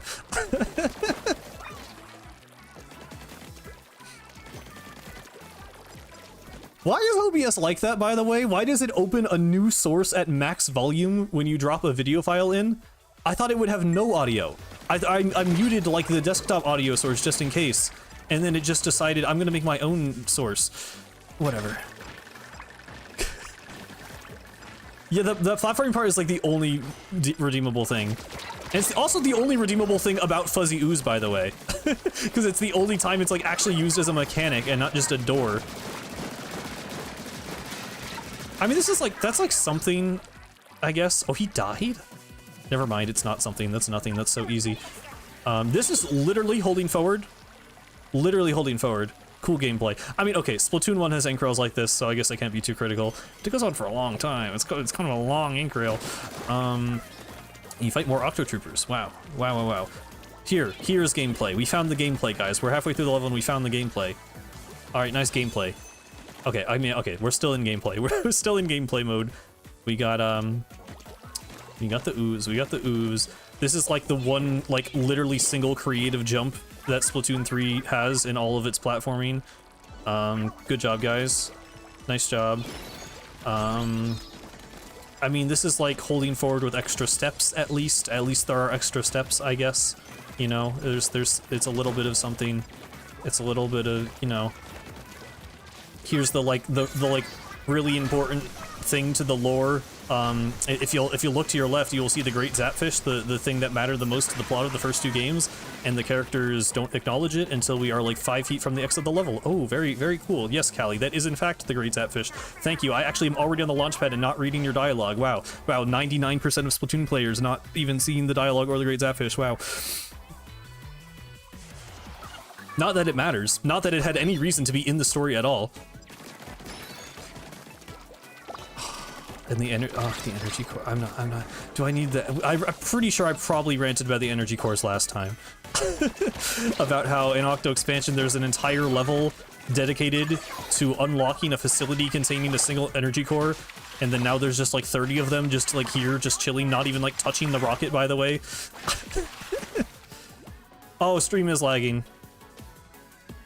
Shoot. We can stare at this really awful pixelated blurry texture while the stream comes back to life. I think we're good now.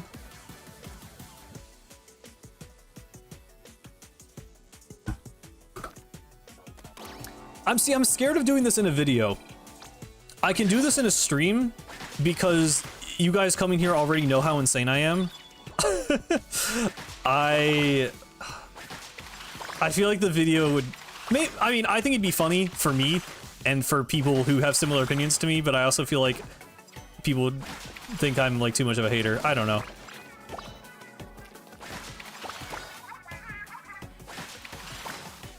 The moral of the story is we need a second Octo expansion? No! Cause this tried to be a second Octo expansion, it just failed in every way imaginable. The Octo expansion was good because it was new and different. I mean, yes, in terms of like the lore and characters and being like good and leaning into the sci-fi stuff and like, yes, good qualities of Octo expansion, but not actually Octo expansion. I mean, okay, but the Glenn Fiddler thing was not me being a hater. The Glenn Fiddler thing was just me and chat being psychotic. It's a little different. I don't know why I went back. I thought I didn't get it yet. I do like this. The gameplay of this is actually very good. This is the only Alterna rocket sequence level that's like not actually garbage. I think that you can do this too. Boosh.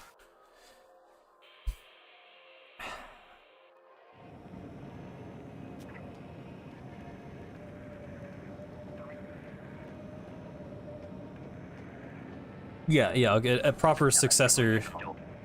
Even, like, yes, that's what I want, but also, like, I'd rather it be different. Like, I don't want Raiders to be a successor to Octo Expansion. I want Raiders to be a new Splatoon game with a new type of story that is good. Sorry, I bumped my mic while I was saying that. Oh yeah, Cuttlefish is getting his brain sucked out or whatever. The bear is sucking that old man dry or something, I don't know. Why is that just, okay, that looks bad. Oh, this is actually the power egg part, okay. Oh, those look interesting. I mean, that's like fine. I actually didn't know they looked like that, that's kind of weird. Oh.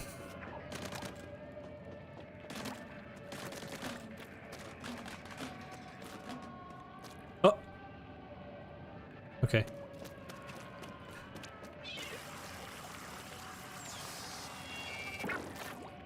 Climbing the corporate splatter was fun. I mean, I don't agree with you there, but, you know, fair enough.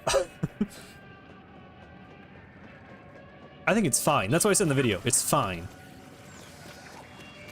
It's like, I mean, I don't know. It's not fun anymore. Why is there invisible wall here?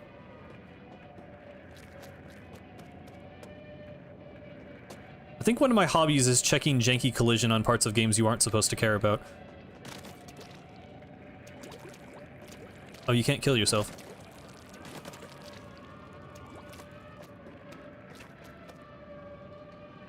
Outer Wilds is 40% off on Steam. Outer Wilds is good. I should finish it. I feel like I have to finish it before I can say too much about it. I still haven't finished it. Oh, you can kill yourself. There's a death plane there. Oh, you go all the way back to the start.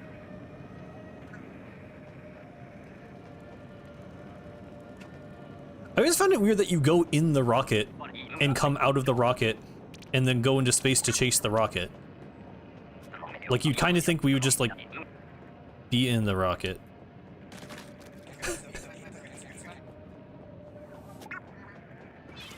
Wanting to kill himself playing alternative makes so much sense, yeah.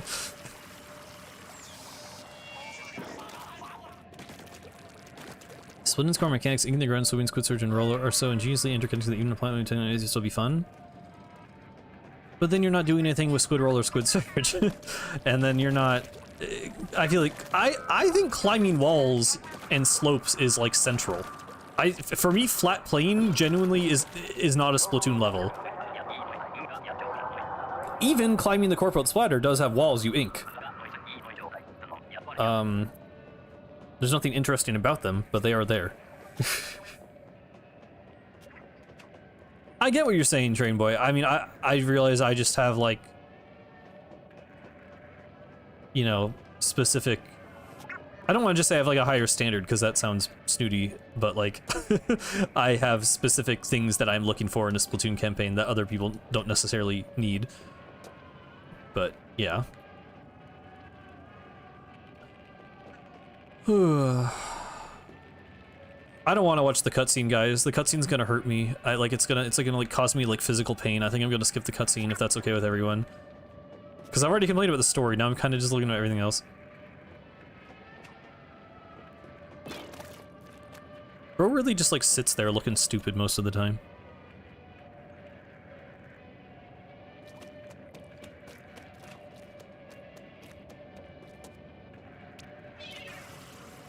You can ink this. Interesting. Yeah, it just gets deleted in the cutscene. Okay. Is there like Z fighting happening over there? Oh shoot. I'm skipping it. I'm skipping it. I'm sorry. I hate it so much. I hate it so much. This counts as a different cutscene? I never knew that. That skips the entire deep cut sequence. Okay. It's like a weird cutoff point, I feel like. Actually, there is a fade out in-game, isn't there? May I ask why you hate it? I have a 40-minute video with your name on it. I've talked extensively about why I do not like the story of this game. If you mean that specific cutscene, Cuttlefish getting captured by Grizz is never explained. He had no motivation to do that. Cuttlefish, turning into the dried squid is like a weird, like unexplained, like mechanic of Inkling biology that isn't explained. It doesn't make any sense. He can float for some reason. Deep Cut was literally just with the Squid Sisters, but then they're conveniently not with the Squid Sisters just so that cutscene can exist, just so he can reappear 5 seconds later. I don't like Mr. Grizz's character design or his writing. The list goes on, but those are the main points. Oh, hello.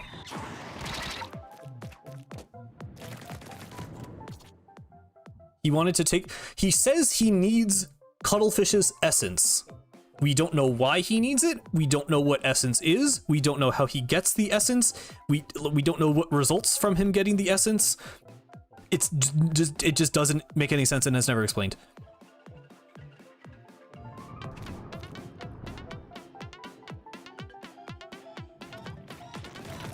I do like the space junk here. I feel like that's something a lot of people miss. There's actually like floating like trash and stuff in space. Can you stop with the Octorpedos, bro? You're not Octavio. You will never be him. He also spits out the ink strikes. I don't know if you guys noticed that. He like pukes them out as hairballs.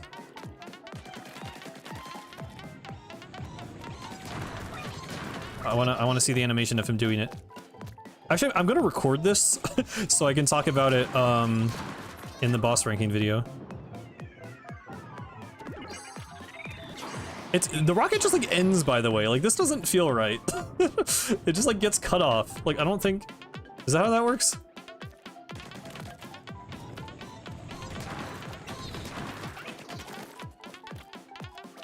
I kind of don't want to advance, just like to see what...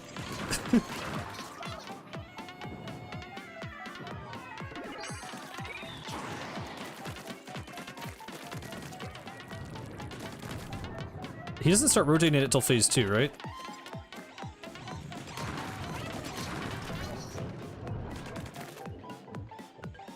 Yeah, dude, they could have just placed the Earth down there, and then this would have made sense. We would have been like in orbit, and it's like, oh, you fall back down to Earth, but instead we're flying away from the Earth. Yeah, I don't know.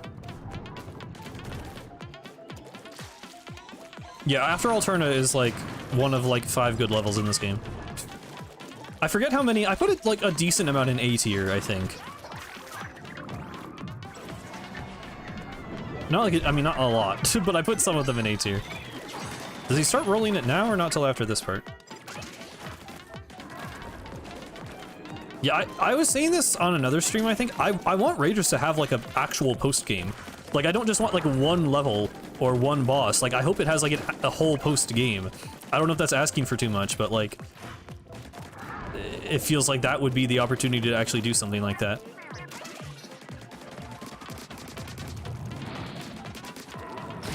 That broke armor. Wow, okay. I think there's a certain range where it just launches you, but doesn't break your armor.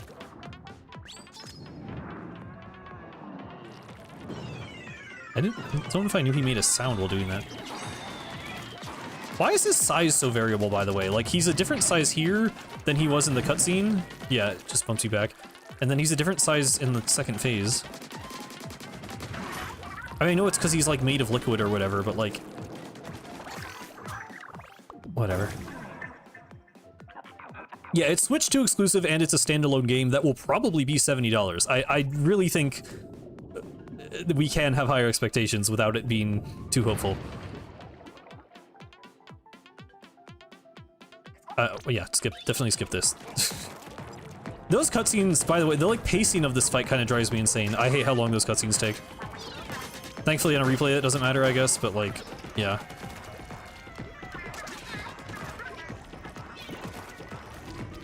He does actually like roll physically, which is like stupid, but I guess kind of funny. I just hate his character design, dude. I'll be honest.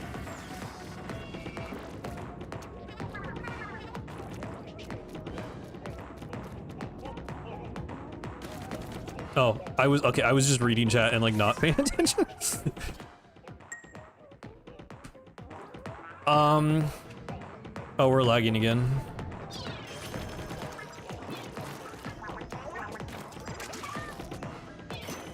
It's funny that Smack is here, because I know you, like, haven't played this, like, ever since the first time. Oh god.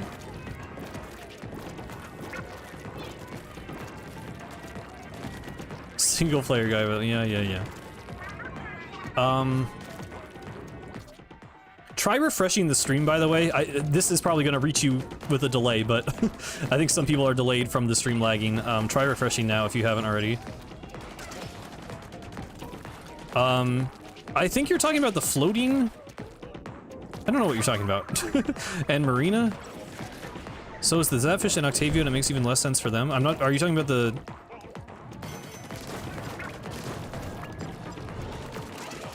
I don't know. The floating isn't the main issue. Although Octavio doesn't really float. He sits inside his own ink or in a snow globe, which is supposedly filled with liquid. And Small Fry is inside a computer program, so it doesn't have to account for real physics. Not Small Fry, Smallisk, sorry. You think Little Judd will have anything to do with Raiders? God, I hope not. I really hope not. I really dislike the idea of Judds being villains. Talking about the size thing? Oh. Yeah. Yeah, I mean, it's not that big a deal. I think it's, in Octavio's case, I think it's just non-canon. Oh, you say, oh, okay, right, the Marina boss. I was like, what are you talking about with Marina? Yeah, that's just, I mean, yeah. I'm not that bothered by Grizz changing size, because it's probably also just for gameplay reasons. Even if you could argue it's like the liquid thing, but the rest of those are just non-canon, I think. The song does actually get good in Phase 3. This is like the single hardest jump in the entire game, by the way. I've actually died here several times before. It's weird that, like, so is this like inside the rocket? Like, is this already like breaking apart? Like, it looks like it is.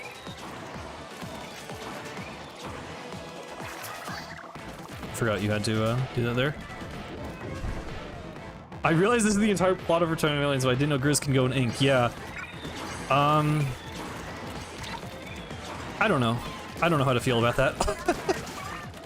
I guess it's kind of cool that he's like made out of ooze, and it's supposed to be like ironic because it's like he hates the Inklings, but he basically has become an ink-based creature in his desperation to restore the humans or something. I don't know.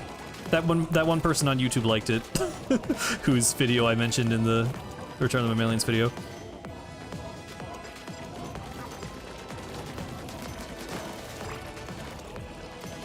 I just don't think, I mean, like, people forget this.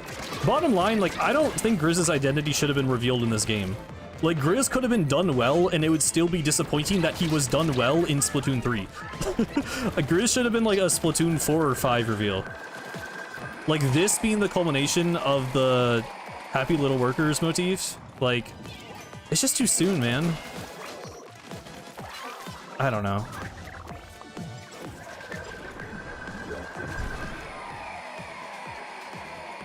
I mean, it's not fully explained, but I think we're meant to understand that Grizz, like, tampered with his own body.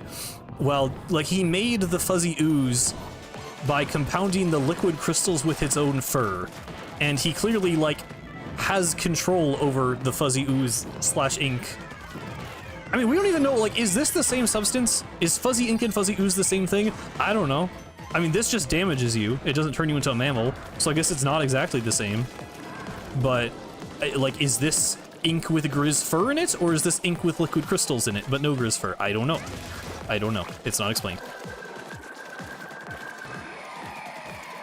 Yeah, no, I mean, that's the thing, is like, Grizz has potential as, like, this, like, tragic character. Like, there is something there. And I do give that credit in the video. It's just, the execution is so bad that it's just really hard to even consider it for me.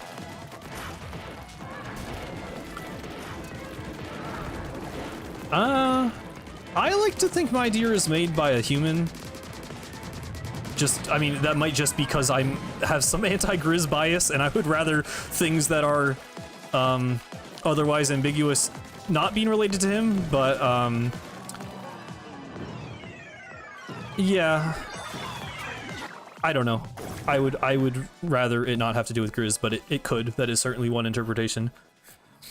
This cutscene, by the way, takes 3 minutes in the middle of a boss fight, and it sucks. I'm gonna let it play out so we can feel the pain of how long it is together, okay? Because it drives me insane how long this cutscene is, and it's so we're gonna go shot by shot, okay? Because they're all way too long. They hang on so many shots. Okay, so Octavio, his mech fell into Alterna, disappears, goes out of deleted from the narrative. Suddenly he's here, he knows we're here, he is able to fly into space and save us, apparently, and already knows that Grizz is our enemy, apparently, somehow. He learned this off screen, okay? Now they're here. What are they looking at? They're looking up, they can't see us. There's a roof there. Deep Cut does their entire news intro, like the whole thing. The whole thing. Did we really need this? Look how many zoom outs. Look how many zoom outs. 1, 2, 3, 4, 5, 6. Why do we have? You don't need to make it that. It's like, we get it, bro. We get it, bro. It's Deep Cut. Why are there so many? And then, yeah, we know the Squid Sisters are here. We know you're here. You don't need to tell us.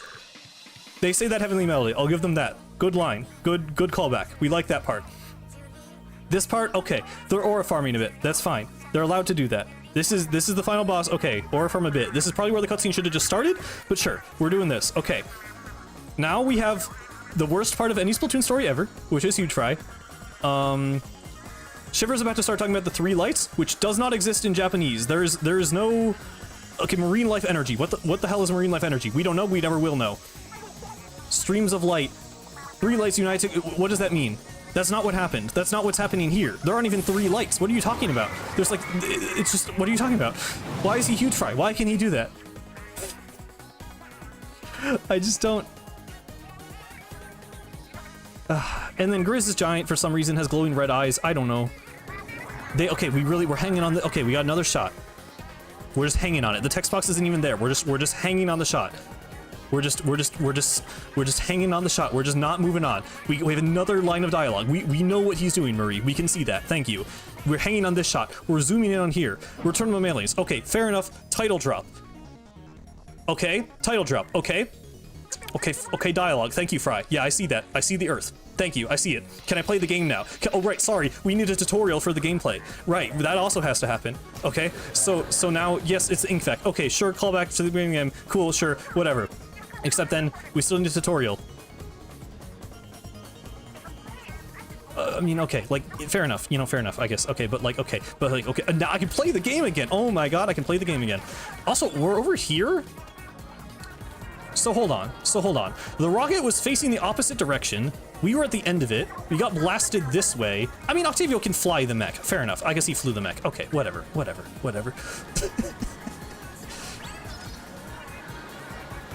Why am I even doing this, bro? We were playing tower control. Like, why am I here? Also, why did he like blow up the rocket preemptively? Like, why does he do that? Like, it's all destroyed because he like slammed it. Like, is that not gonna like make things harder for him?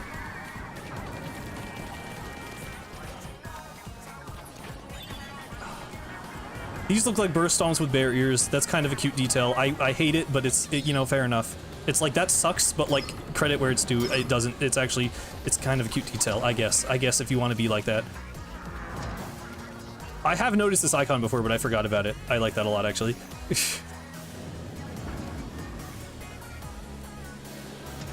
Okay, I don't want to like lose the boss fight. I don't know why I'm struggling so much to get this one fuzzball. Hello, can we please suck that? Thank you. Oh my god, Huge Fry. You are literally, why is he just impede you? He's just making my life harder. Like, not only does he like make no sense in the story, dude, stop.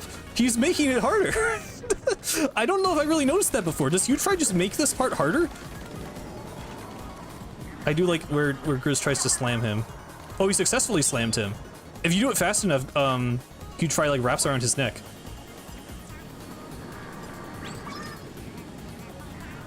Also, yeah, wait, why is space turning red? I mean, that's fine. That's whatever.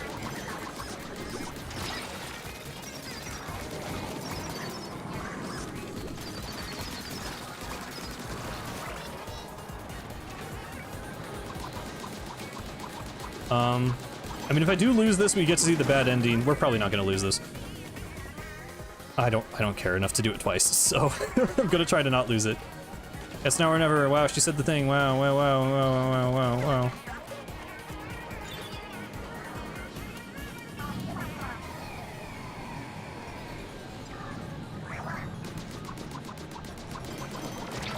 I definitely don't think they're gonna show up in Raiders. Maybe they'll be like mentioned, but I definitely don't think they'll make a physical appearance.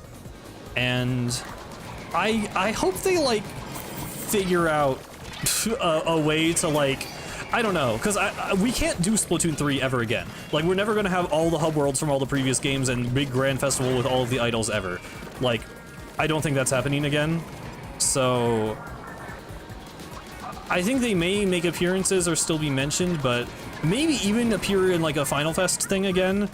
But yeah, definitely I think they'll be a lot less present than they were throughout Splatoon 3. Hello, Grizz. Oh, he does have teeth. Do you only see the teeth in the giant form? Oh, I do actually have to start shooting him. Because this takes like 7 seconds, I think, to trigger or something. We're out of time? No, we're good. Okay. I'm surprised I actually triggered the "we're out of time" dialogue. I mean, not really, because I'm like ranting about everything. We don't need to watch this cutscene. Who cares? You suck. Bad character. Oh, that skips the whole credits and everything? Oh no, we watched the news, right? I forgot this is a part of the cutscene. Can you skip this? You can. Why do you press plus to skip that? Instead of minus, like every other cutscene. That's really weird.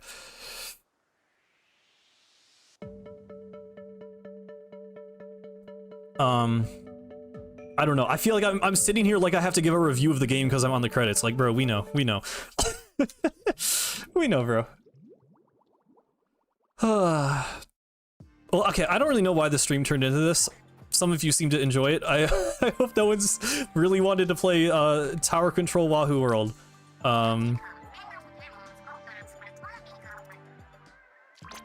Let's do dailies together, guys. Let's go get the daily cipher gift as well. Why not? I don't actually do this every time I get on the game, but sometimes I do. I did for a while, for both of them.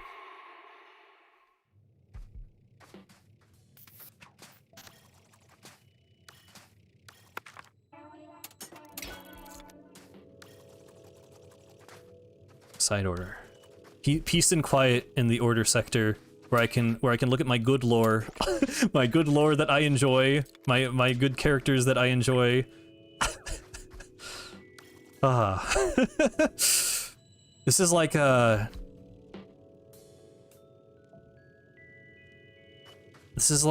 if Alterna is like diving into doing like an Arctic ice dive.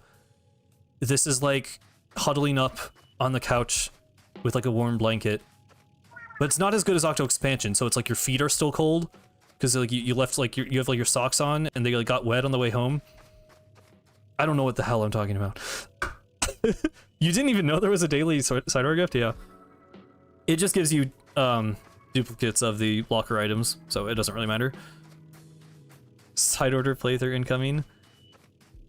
I've already kind of done two, technically. Because I did one stream where I was like, I replayed the whole intro part.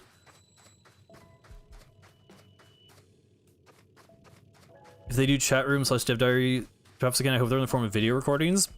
That could be cool.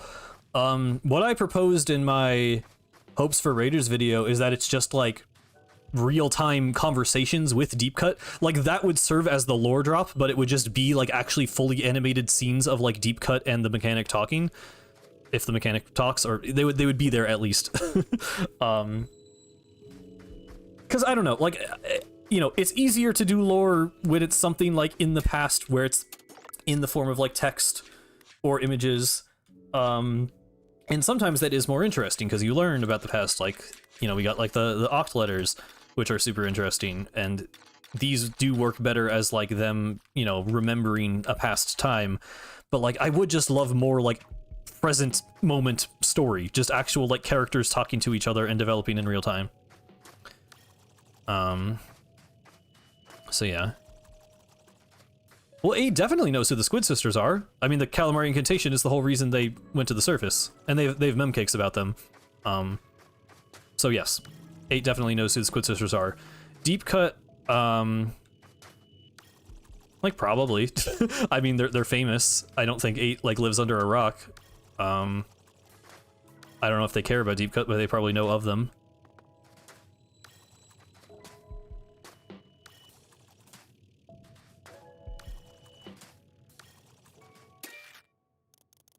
Yeah, I mean, I assumed the hair is different, but I definitely think we are meant to assume. Yeah, I mean, by the eyes, obviously. Yeah, that's definitely Oct. I still love, I know I've talked about it, I love that they put the Splatoon 1 scrolls back there. That is such a cool detail. That is like one of my favorite things in all of Side Order, is that the Splatoon 1 scrolls are in the classroom. I love that so much. I feel like, I don't know if anyone else like reacted to that. I'm sure there's other like lore fiends who like noticed it. I don't know if anyone else like talked about it. I feel like I'm the only guy, and it's like one of my favorite details in the game.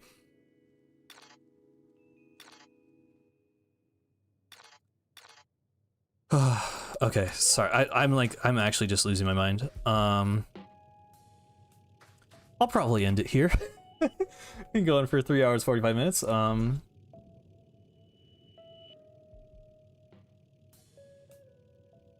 The lag should be good now. Maybe you guys are behind.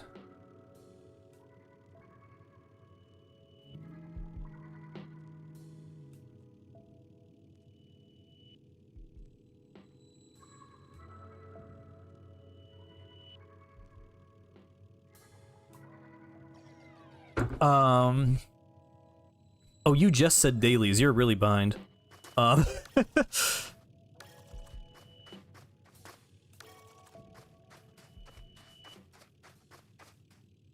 Yeah, I'm sorry. I'm literally just like sitting here. I was looking at something on my phone. I'm gonna end it. Thanks for watching. Glad you guys seem to enjoy. I don't know. I like the psycho rants. I like actually going in and explaining what I'm talking about, because a lot of the time I'm kind of just like, you know, this one specific thing, and I don't like have the example. So like,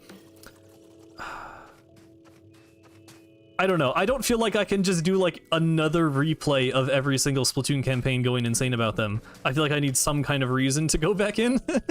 But I do like, I find this really fun. I really like just going into the single players and like ranting about things.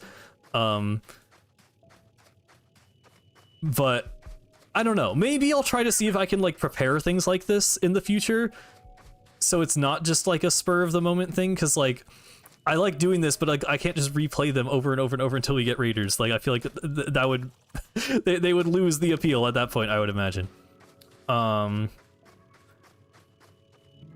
yeah, oh, this was your first stream. That's an interesting first impression of me. I mean, probably, you know, I can't say I'm not like this often, I guess, with alternate and things, so fair enough. But yeah,